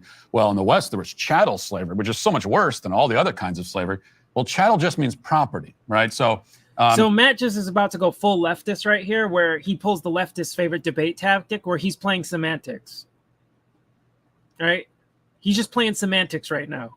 chattel slavery is when the slave is property. Well, that's slavery. That's the definition of slavery, is when someone is made property. So there is no coherent distinction to be made between slave. There is, though, because, like I said, the African slaves were from other tribes that were come into conflict, and then the losers would be enslaved. They wouldn't be considered literally, these people are not even human, right? Using bullshit pseudoscience with nonsense like, oh, look at the shape of their skull and all this. Look, they just naturally have a higher pain tolerance, so you can treat them like whatever. Right? That wasn't happening there. They had some level of basic rights. That doesn't mean they were all treated great, but that's not seeing somebody as necessarily property. Slavery and chattel slavery. This is just what people do when they in fact are looking to minimize or justify one type of slavery and separate it from other types. Because they were different. One was unique for its brutality. In the indentured servitude thing, he says, well, this is very different. But that's also incorrect. In a book called White Cargo, The Forgotten History of Britain's White Slaves in America, authors Don Jordan and Michael Walsh explain, no relation, by the way, as far as I know, that in most cases, an indentured servant, so-called, was simply a slave by another name. The servants were bought, sold, and traded like any other slave, like any other property. Watch where this is about to go. And though their period of bondage was supposed to be temporary, oftentimes they were kept in servitude for life after their sentence was complete because there was no one around to enforce the terms of the deal. Many others were worked to death long before they could be freed. Many of these quote-unquote indentured servants, when they were shipped to the Americas, died within a year because they were worked to death. They were worked harder than you worked your livestock. Also, as the authors explain, many of the servants did not choose that arrangement at all. Kids were kidnapped off the street and sold into servitude. Others. Okay, so I want you to point this out where he says an indentured servant is a slave. Okay, so now I don't know how many people here are, watch Amazing Lucas, right? So there was one thing he said there where I was a little bit like, I think that's too far. I don't know. Where he said, if it was up to Republicans, they would have no problem enslaving you again. And I was like, I think you're being hyperbolic there. But when I see this rhetoric, now I'm like, okay, I kind of see what he means. I get what he's trying to say. Because this is somebody who advocates that the criminal justice system get harsher and we lock up more people. Now, what are you in prison? You are known as an indentured servant, which, keep in mind, the 13th Amendment does not apply in prison. It is not applicable in prison. Just to read it for you real quick, I can bring it up right here.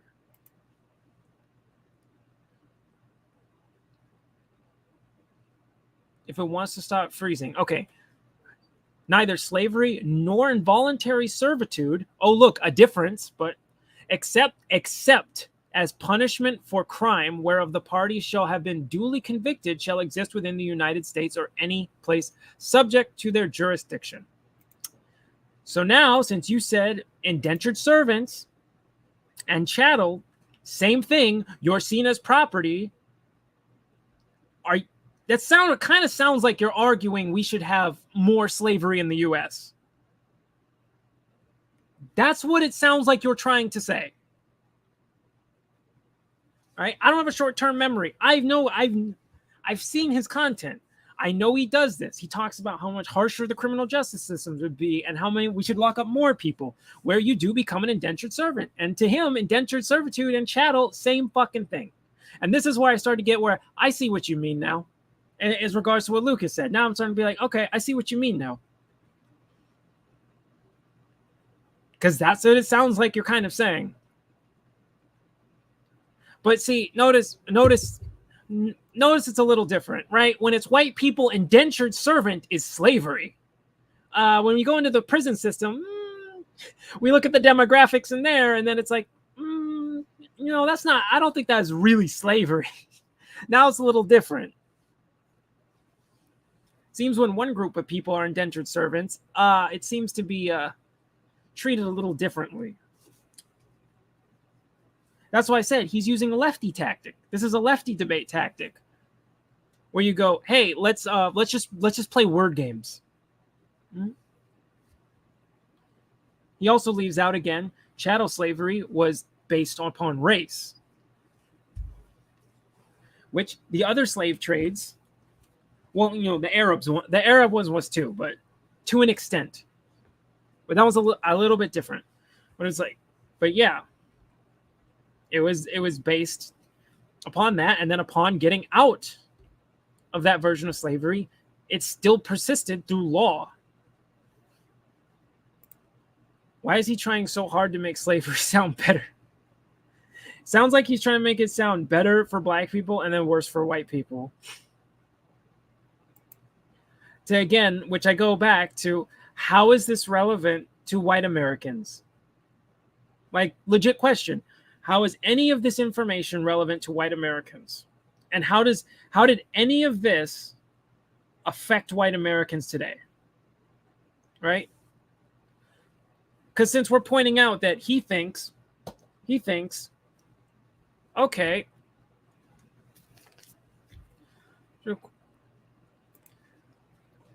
since he's pointing out that we have a concerted effort to minimize and cover up white suffering, right, or white slavery. We want to cover that, right? The school system, with no evidence, wants to cover that up, but not Black history. We have a whole month for that where we teach Black history. We can go over a little bit of Black history that's never taught in schools. So, though a full accounting of the story of slavery and the slave trade has yet to make its way to our schools and social consciousness, in the last few decades they have become a hot topic of research in the halls of academia. The subject of how many Africans were transported to the Americas along the Middle Passage has been a contentious issue for many scholars. In his 1969 study, The Atlantic Slave Trade, a Census, Philip Curtin placed the number of blacks transported across the ocean at around 8 million. Most studies since have then increased this estimate. For example, Hugh Thomas' 1997 work, The Slave Trade, Story of the Atlantic Slave Trade, 1440 to 1870, puts the number of Africans that arrived in the Americas at approximately 11 million. More recent studies have used the documented evidence, such as ship manifests and their as their basis, have placed the estimate between 10 and 15 million. Many Africans died during the Mafa. How many? Most scholars agree that nearly as many Africans died crossing the Middle Passage as reached the end of the voyage. If this is true, then it is likely that between 10 and 15 million have died on the voyage, and this does not account for the millions of Africans estimated to have died fighting against their would-be captors and who would have never made it to the slave ships. The actual number of those who died in Africa en route to the Americas will never be known. However, the fact that millions perished is not difficult to conceive given the horrific and vile conditions aboard the slave ships.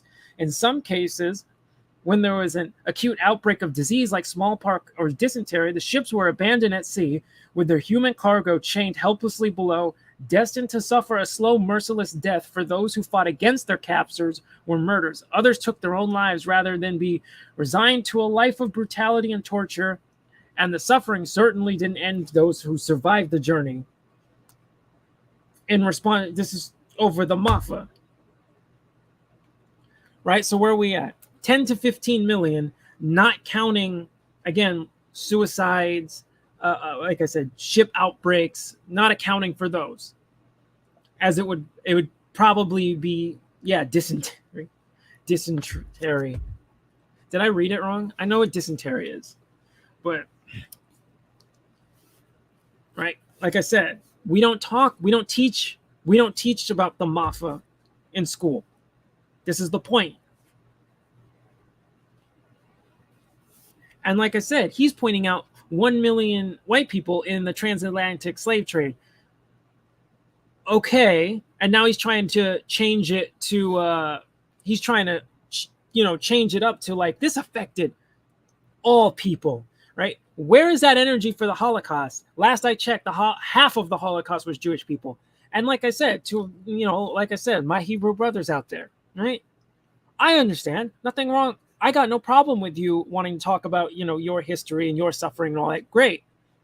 But how come when we have over 15 million black people dead in a genocide in American history, we don't talk about it, right? And then you have 1 million white people in that group, and now all of a sudden it's not a race thing anymore. Now it's too muddied up. Now it's everybody.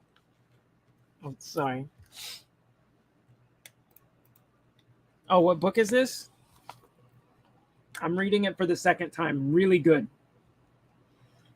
I remember, I think it was like Ben Shapiro tried smearing this book off of the cover. This is Joy DeGruy off the cover by making arguments that aren't even made in this book because he didn't read it. About how, because she's arguing, the trauma left over in the black psyche from slavery, and they were laughing about it, saying they're suffering from PTSD from something they weren't even alive for. And I was like, she never argues that in the book.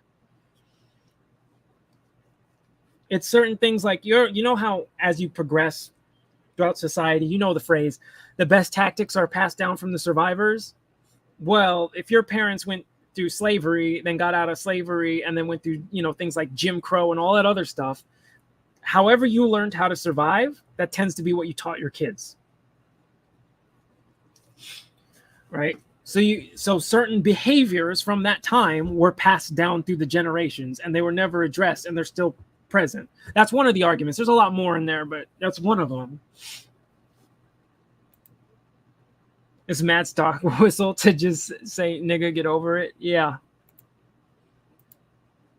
Oh, yeah. Oregon Trail. I remember Oregon Trail. I haven't played that in a long time. This is like when they focus on female soldiers in WW2, like 8 of them versus thousands of men who died. Yeah, it's really good. I'm going through, this is like my second go through this book. It's really good. I have a couple other I have to get to. I still have to get to Inventing Black on Black Crime. I still need to do Powernomics. I haven't gotten to that one yet. Although Claude Anderson's writing is a lot heavier. Whoops. But yeah, since we're talking about covering up history and all that, ain't it interesting how that's something we never talk about? Were coaxed there on false pretenses and then enslaved. So yes, there were white slaves in America. There were a lot of them. As a New York Times review of white cargo says in its concluding sentence, this again is the New York Times, which wrote this. But this was 15 years ago.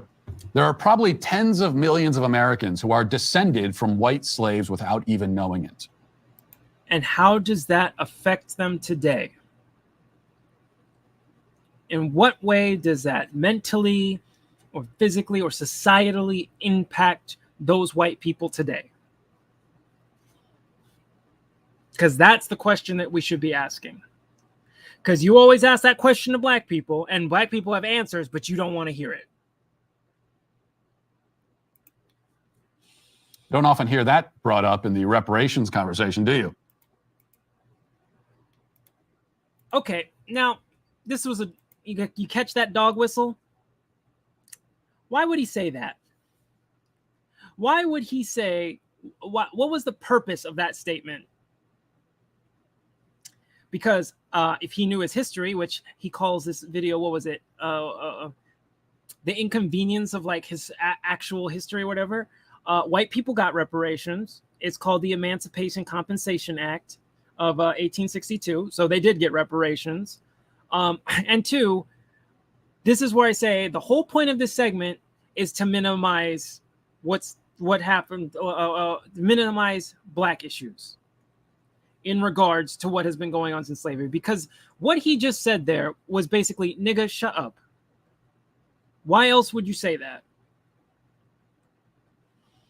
This is literally an Andrew Johnson-esque argument. Like I said, when he tried to pull the, I don't think reparations for slaves should happen because it'd just be unfair to leave white people out. I'm sorry, what have you been doing for a couple hundred years? Well, I'm saying that's the message that's sent because there's no other reason to say that.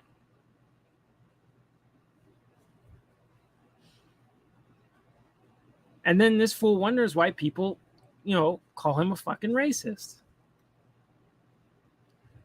Because again, what does people, a white person being descended of maybe, I don't know, like a slave from that was taken to Africa, what does it have to do with reparations? Where in that contract does it say anything about white people? It doesn't say anything in there about them. But that's sort of something with white culture. They got to always make it about them. They got to take up the most space in the room every time.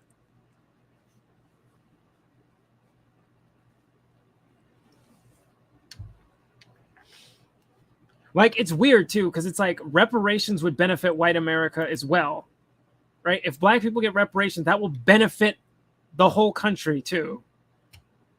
But they don't care about that.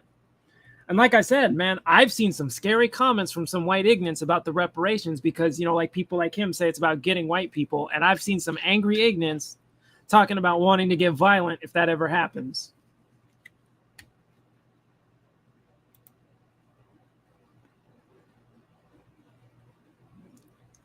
Yeah, that's the problem. They're not considering if what they're saying is actually racist because the left has, since they're just reactionary, they're like, the left will call you racist over everything. So therefore, every time I say some shit and I get called racist, that means I'm doing something right. And I'm like, and then that shows you, sir, lack introspection. They do make everything about them, like that annoying chick who has to be the center of attention. Yep. Right. This is a contract with Black Americans. And what are they going to do? Well, what about us? Well, and the contract doesn't fucking mention you. So what about you? If you want something, go make your own contract and then you can wait in the back of the line. Right? Go negotiate your own contract then.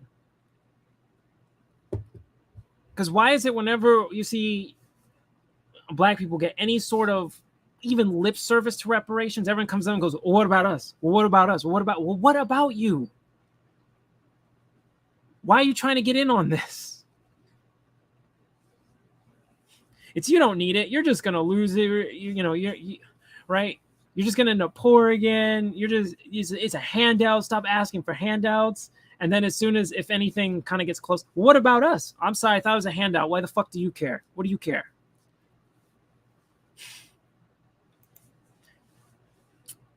I'm just saying. But yeah, that whole point of you don't hear that in the reparations discussion is basically if you don't speak white ignorant, I'll translate from white ignorant. It means nigga, shut up. Now, the fact that white people were slaves should not come as a surprise anyway, given that the word slaves comes from Slav, because Slavic people historically were so often enslaved.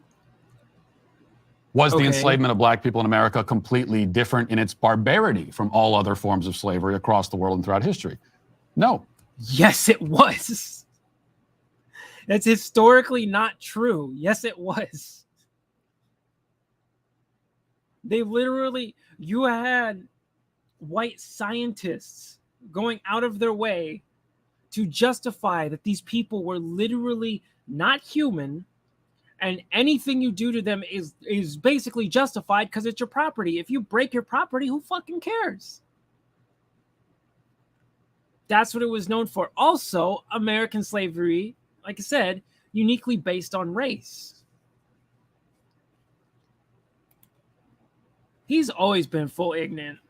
But this is, like I said, the reason he's saying this is to minimize and diminish. It's not, I just want to have a history conversation. Never go full ignorant. I should make that a shirt.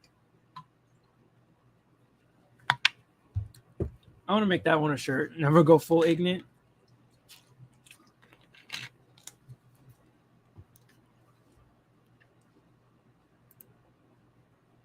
Is that, I don't know. That's why I was saying I should. It sounds like it'd be good. We've already discussed the conditions of white slaves in Africa and of white children abducted and shipped to America and then literally worked to death. What we see very quickly from any honest study of the history of slavery is that it was unspeakably brutal in all of its forms. That's called minimizing right there. Like I said, chattel slavery gained a unique reputation for its brutality. When you come in and then say, well, it was all very brutal, that's minimizing. That by definition is minimizing. Galley slaves on Arab ships were kept in chains for years at a time, not allowed to leave the ship.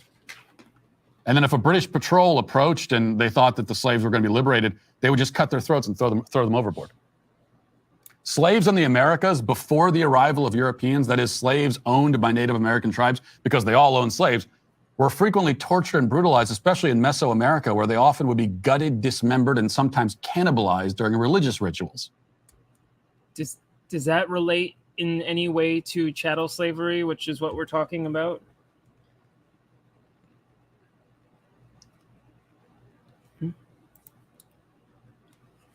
Has Matt Walsh read about the Devil's Punch Bowl in Natchez, Mississippi?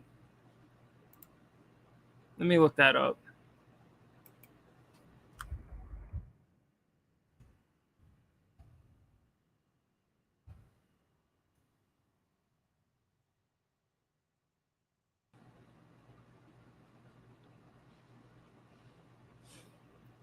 I have not heard of this, so that's why I was asking, looking it up.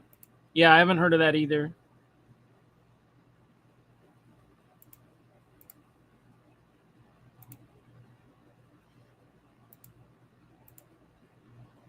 It was not good to be a slave anywhere, let's just say. Maybe we could leave it at that. Again, why would you say that unless you're saying, nigga, shut up? That's what that sounds like. Because again, I don't see how these white slaves are impacting white Americans to this day. Didn't give an example of that. America was not unique in its relationship with slavery. Yes, it was. The way it was implemented and the way it kept it going in many different forms, even after the end of slavery, the end of slave, quote unquote, emancipation, kept going, was unique in how it implemented it. It wasn't even unique in its exploitation of the transatlantic slave trade. Most slaves from Africa were shipped not to the US, but to the Middle East and South America. Oh, so that means it's whatever then. What makes the USA different from most countries is not that it had slaves. In that fact, it's on the same footing as literally every other country that had existed on Earth until that point. Literally, no, and there are ancient civilizations who have abolished slavery in the But past. that it had slaves for such a comparatively short amount of time. That's justified. That's minimized. That's literally minimizing and justifying. But does this matter? I mean, should we be talking about any of this? Well, yes, it matters. It matters because it's true. Okay, so then why won't he acknowledge? Oh, it's a prototype of the concentration? What? That's crazy. I gotta look that up. See, I like how he's like, we should talk about this because it's relevant and truth matters. But then as soon as you talk about chattel slavery, then you don't want to hear about it and how it affects people to this day. They don't want to hear about it. They want to deflect, minimize, look over there, which again is just saying, nigga, shut up. Quit your bitching.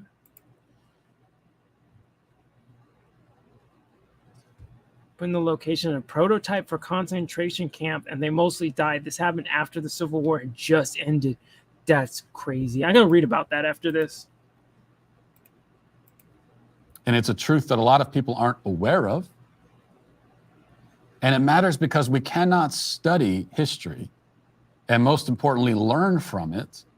You mean like the Republicans who refused to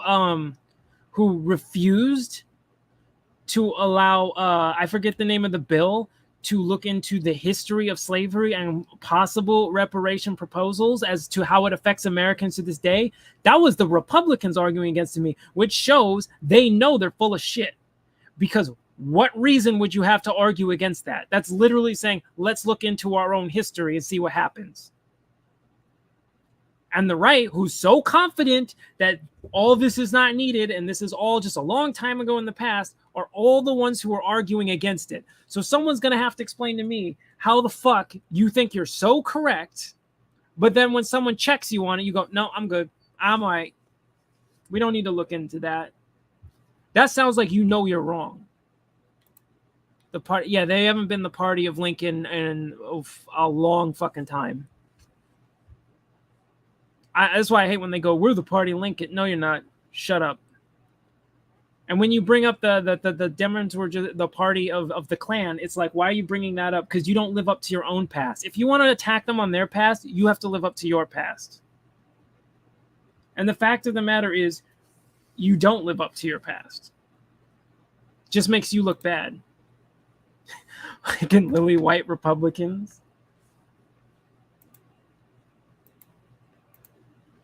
If we're determined to only look at little pieces of the bigger stories. What the fuck is he talking about? This is American history. You're talking about history from other fucking countries. That's not even fucking relevant. They're like, why aren't we talking about European history in American schools? Because it's fucking European history. Right? We don't look into African history. We don't look into other countries' history in American history. It's not that there's no fucking colluded effort to erase white history. Like, what is this?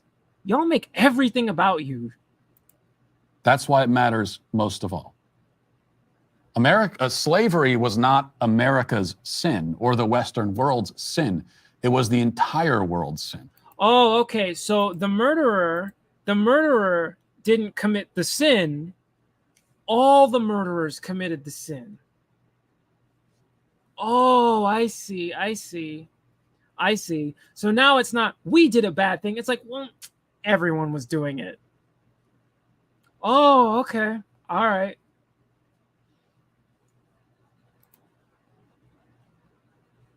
Post-traumatic slave syndrome, and what's the other one? The other one, what, that I have right next to me? I have a bunch right here. This one I'm also going through again. This is a good one too. Oh, it's too small to see. This is Black Labor, White Wealth. That's Claude Anderson. His stuff is a bit more heavy.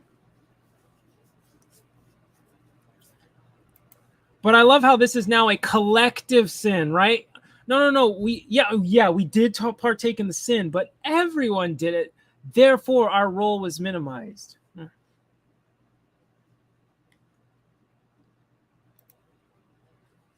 That's white privilege, believing everything is about you and you're a part of every conversation.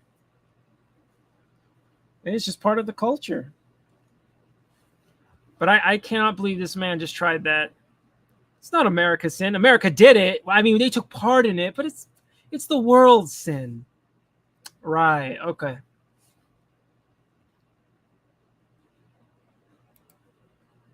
I hope I see that same energy with other groups, but we know that's not true. one that the Western world ultimately did far more to stamp out and rectify than anyone else. Again, we're erasing the Haitians. Good to know. This is the entire world. I mean, for thousands of years, it's not just that slavery existed for thousands of years. It's that for thousands of years across the world, it hardly even occurred to anyone, even some of the greatest philosophical and religious thinkers for thousands of years across the world, hardly even occurred to anyone that there might be something wrong with the practice in and of itself. There are people who spoke out against the conditions of slaves, against the abuse of slaves, but it's very, very rarely did you hear anyone even get close to criticizing slavery as an institution. People did that all the time, and usually they were silenced or killed for doing that. What? What are you talking about? This was a massive moral blind spot that virtually everyone who existed on Earth for thousands of years shared. That's an important story.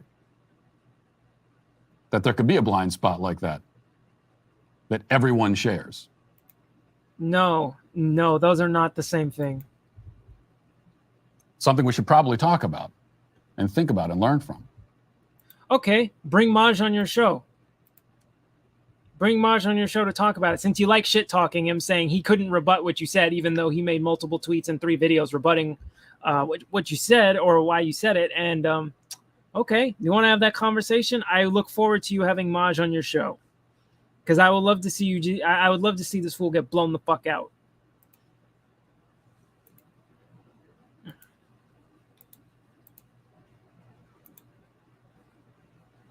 Because as I said, it's the truth.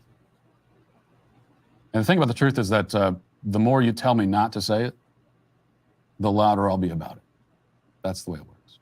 Did anybody say people told him not to say this? I did not see that. But like I said, he loves playing the victim. That's his thing.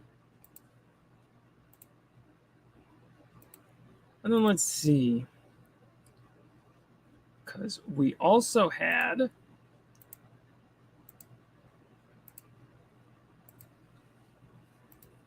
where is it?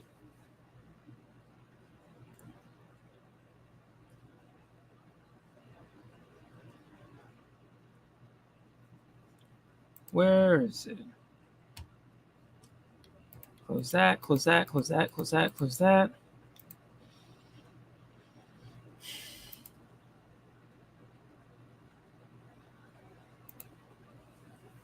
What is man saying? Many black people and white people are protested against slavery and by writing and similar actions. Exactly.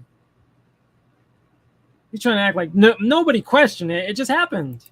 And nobody said anything about it, even though all the times that wasn't true. And you were either, like I said, you were silenced or killed.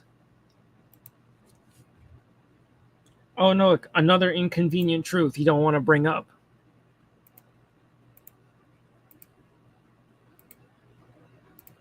And then we had some more tweets from Maj arguing with, because of course Walsh's white ignorance went after Maj after this.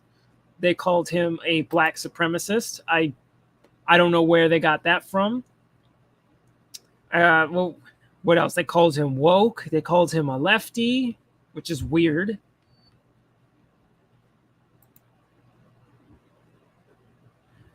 Because you have these ignorants that are saying American schools make it about race versus economics first off, so that needs to change first. Now, I guess we have to go into how retarded that is, because he said, you mean slavery in America that was primarily and predominantly race-based? Show me an America where massive amounts of white people were held captive for generations, then an entire race-based system of segregation were upheld on them after, quote-unquote, emancipation. Exactly. They don't want to talk about that. I'm just pulling out some tweets that I liked.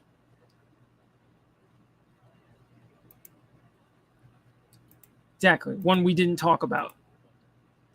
Because he left all that out and how that was unique to America. right? You have Adrian Norman. That's what we were saying earlier. Conservatives, we need diversity of thought. Also conservatives, if you disagree with anything I say, you must be a leftist. You're like, yep. That's my experience going to a lot of these places. That has been my experience.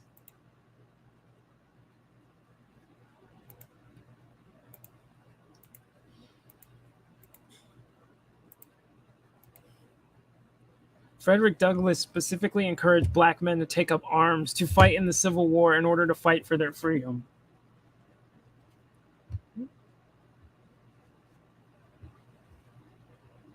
He pointed out a lot of things that if you read back to these white ignorants, they would get mad about.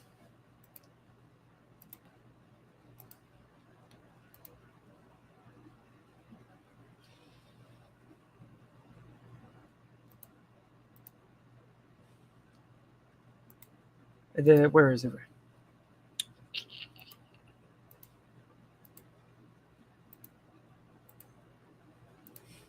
It says, meanwhile, more popular conservatives orchestrate victimhood circle jerks. Instead of laying out plans of action in those areas to attract reachable minds like Dems do, they'll say, we're under attack by the left, to folks who already agree. No solution, just choir preaching, right? They'll just say, we're under attack from the left and we need your help to stop this. And then what do?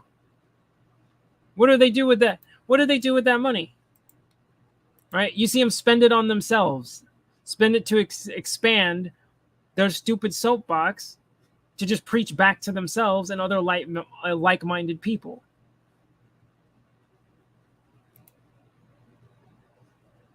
What is 4th of July to the slave? Yeah, when he wrote that, yeah. And the fact that we can't even be full participants in the country right now is like, yeah, why not just celebrate Juneteenth instead?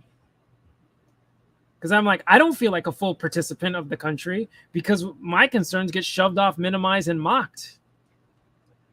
I don't get addressed unless like I said, the overreaching white majority of society complains for something.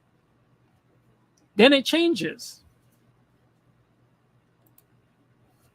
Lucas talked about that. What did Trump do with the Stop the Steal money? He pocketed Trump. Fuck you, damn. Trump's just fucking. He didn't give a fuck. He's just like, yo, watch this shit. They'll give me. It doesn't matter what I say. They're gonna give me their money because they're dumb.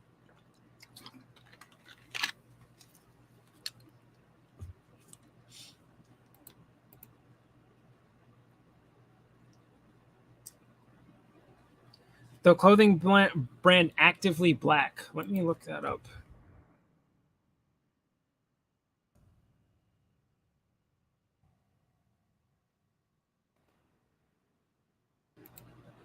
Oh, they do athletic stuff.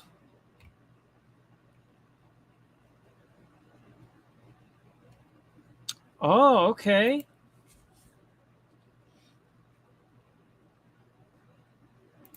Okay.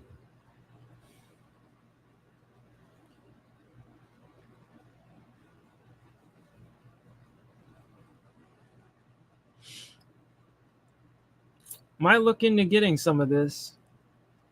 Ooh, I like that one.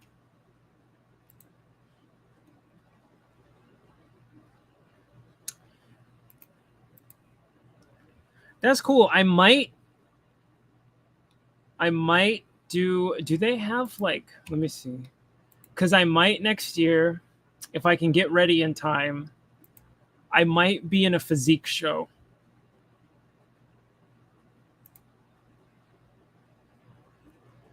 And so I'm like, if I would wear something on stage, if I can find something good. Oh, I like these.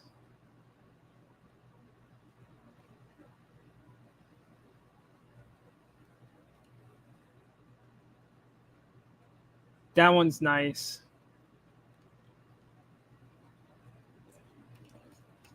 Yeah, I'd get some of these.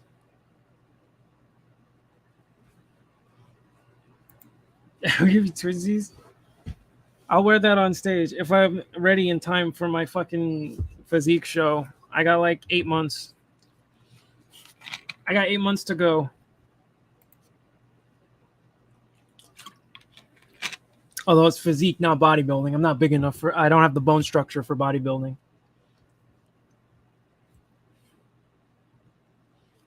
Are you a black nationalist or an integrationist or a fence sitter? Well, I don't want the. I'm not a fan of the separation. I just don't see that. I don't see that in the long run working, and I'm just not a fan of it in general. But I also am like, we can't integrate if you don't want to understand or make an attempt to understand our problems and actually actively help.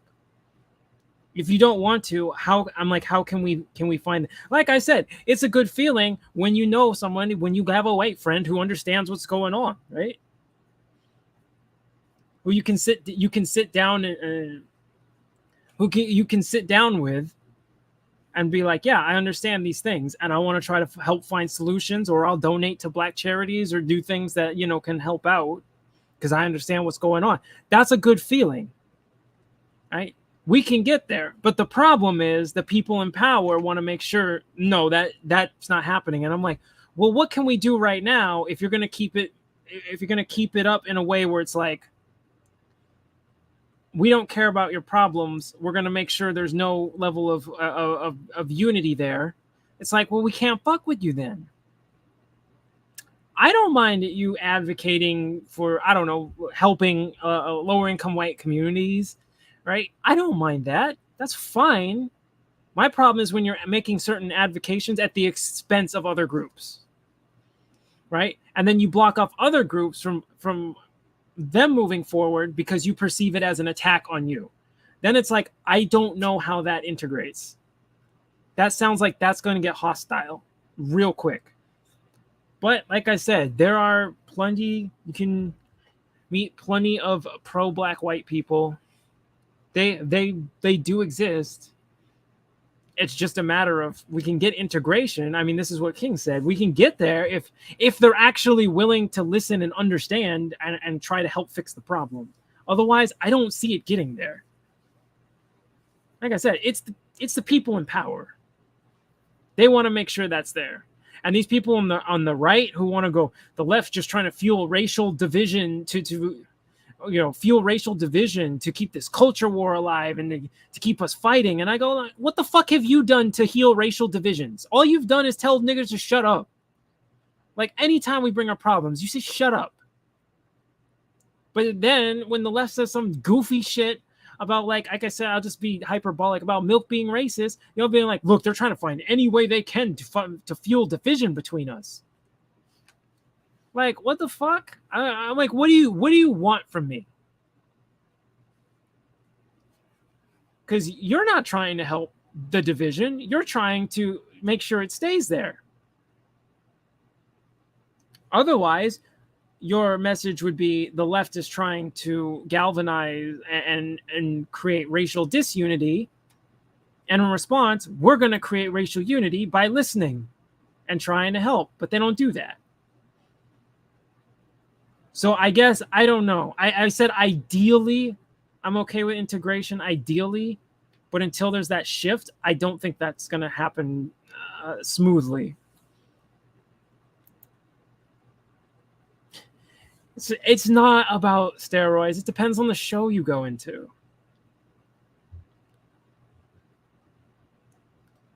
That depends about the show. There are open shows in LA where, like, they don't care if you use drugs or whatever, and that's fine. I won't. I'm not going to do that. I'm not making the deal with the devil. Steroids are a deal with the devil.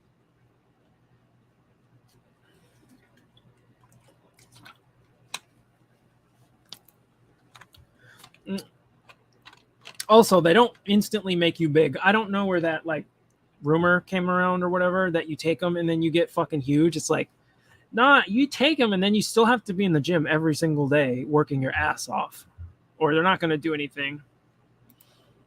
Do I do CrossFit? No, because I'm not a woman. No. I'm old school. Even the gym I go to is old school, garage gym.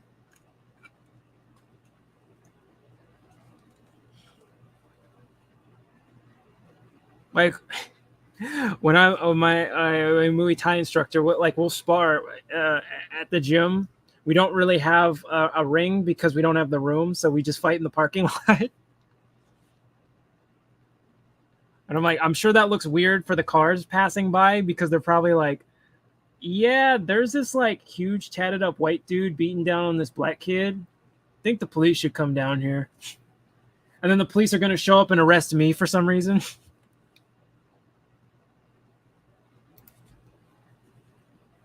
I mean, I don't see many men doing it, and when I do, they look a little suspicious.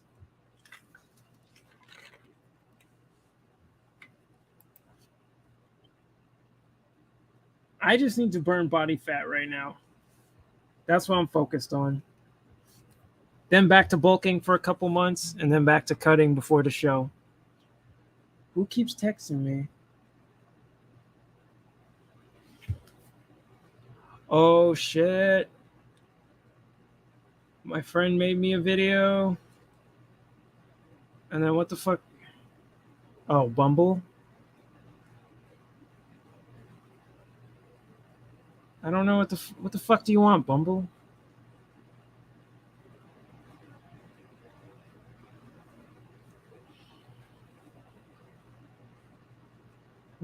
I know people like me. I'm me, bruh. I'm kidding.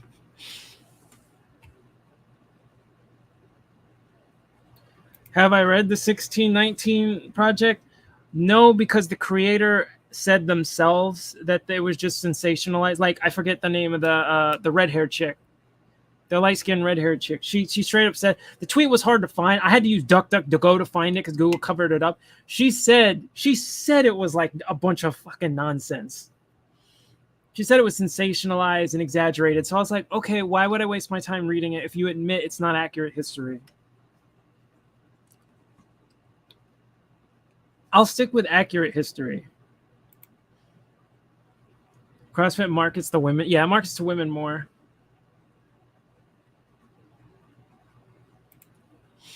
So you're a Bumble guy? I just started again, bro. I took a break. I took a break all throughout COVID. I just started again. I like just got back on fucking Bumble. Not more comfortable in person, not really an online guy because I'm not photogenic. I don't take good pictures.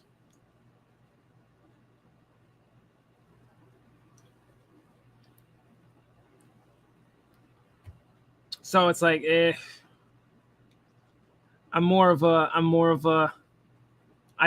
out hiking and I see something. I'm better in that scenario. That's where I'm comfortable. Especially because I'm not gonna see them again. So if I fuck up and get blown out, whatever, doesn't matter.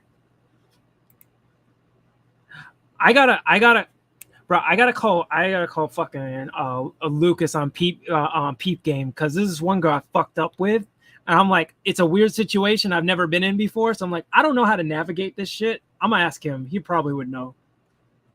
I'm like, this is a really weird situation. I have no clue what to do. Never been in this scenario. And I'm like, yeah, I could just like ditch it and just be like, fuck it. I can just, I can replace you. But I'm like, I kind of want this one. I want this one particularly. So I'm like, I want to see I gotta see if I can salvage this. Let me see if I can. I asked him, he'd know. He is actually winning. Oh yeah, Nicole Hannah Jones. That was right.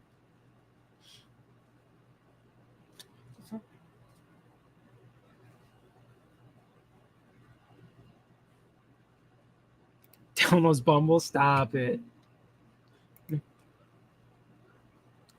Fuck online dating. Yeah, I don't like it either. It used to be great, man. OkCupid just fell and it just tanked in quality. Cause in between 2010 and 2012, there was nothing but like high quality women on there, and I was just fucking killing it.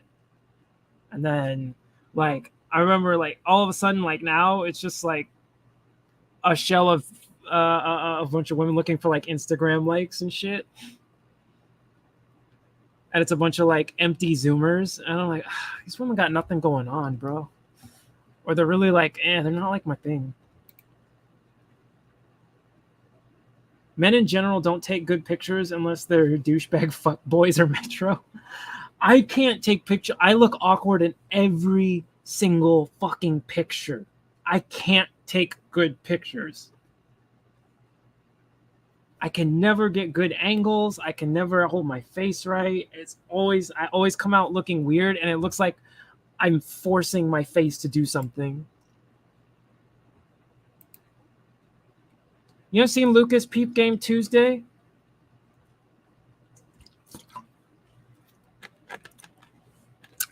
Yeah, if he has it, I gotta ask him something because I gotta figure this out. Human psychology is predictable. As soon as I fucked up, I predicted exactly where it was gonna go. But I'm like, I don't know where to navigate out of this because it's weird. It's hard to explain, but it's fucking weird. So I'm like, yeah, he'll know what's up. It's kind of outside of my zone of expertise because I haven't been there before. Wait, what sounds awful? Oh, what's it called? Okay, Cupid, just being like a bunch of like a lot of low quality women. The high quality women are mostly on Bumble. That's what I found in my experience. It fell apart. It kind of fell apart to like, what's it called? It fell apart to like Tinder at home. Right, and I'm like, I'm not a. Tinder was always fucking trash. Then again, like I said, I am a well-behaved, good person now. I'm not a degenerate anymore.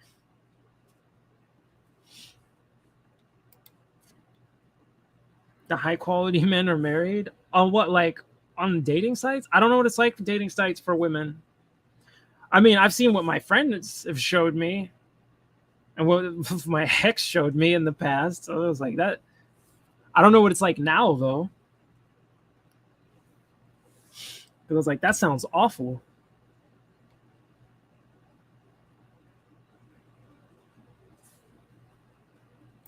No, whoops.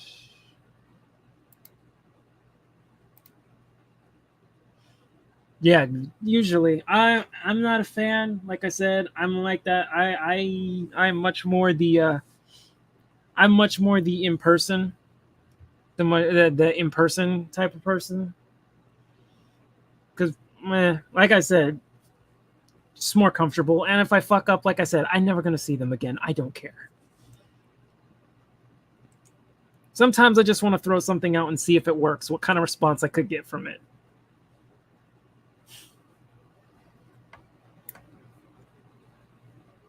But if you stumble, you stumble, whatever.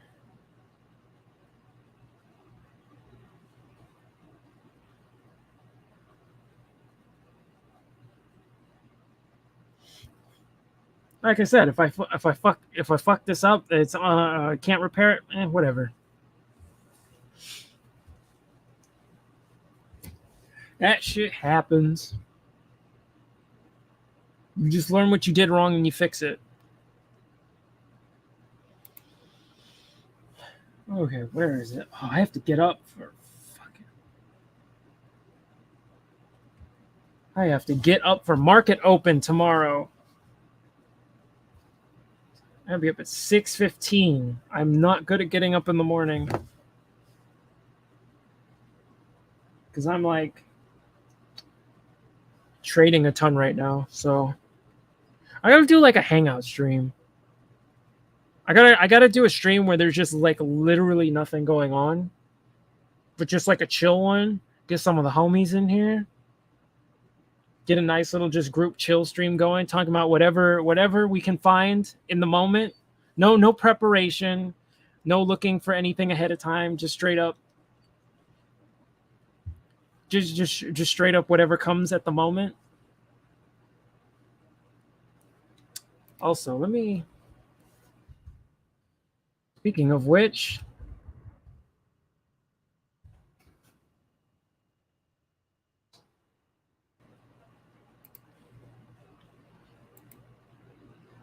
I might do one of those tomorrow. It depends what I got going on tomorrow.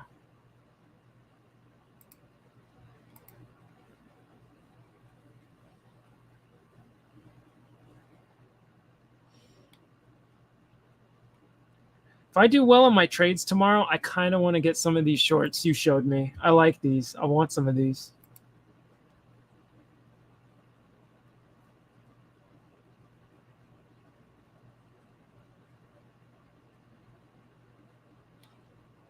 What the fuck?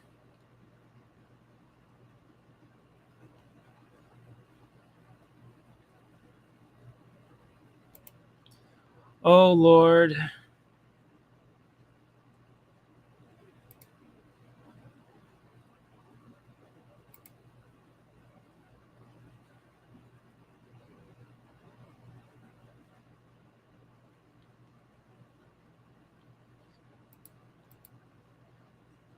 All right.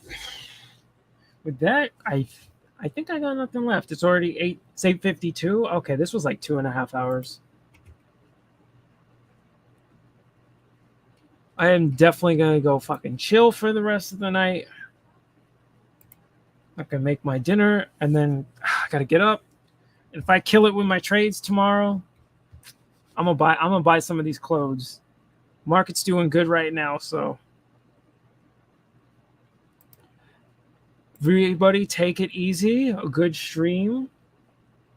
Stay safe. I'm gonna do that. Yeah, that's the one I wanted to get.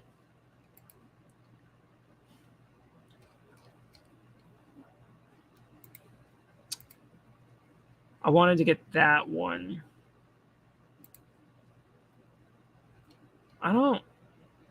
These hoodies are nice, but I don't really do hoodies.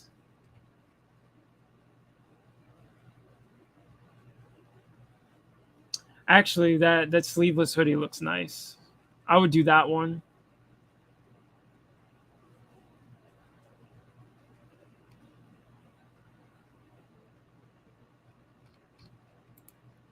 Yeah, I would do that one. It's fucking hot in LA right now, so. But yeah, so hopefully I kill it in trades tomorrow. I'll get some. All right, everybody, you take it easy. Good talk. Next stream, I probably won't even have anything prepared. I want to try and just do hangout streams. Nothing too offensive. Just get the homies in here, do all that. So stay safe. Don't get shot. You know all that.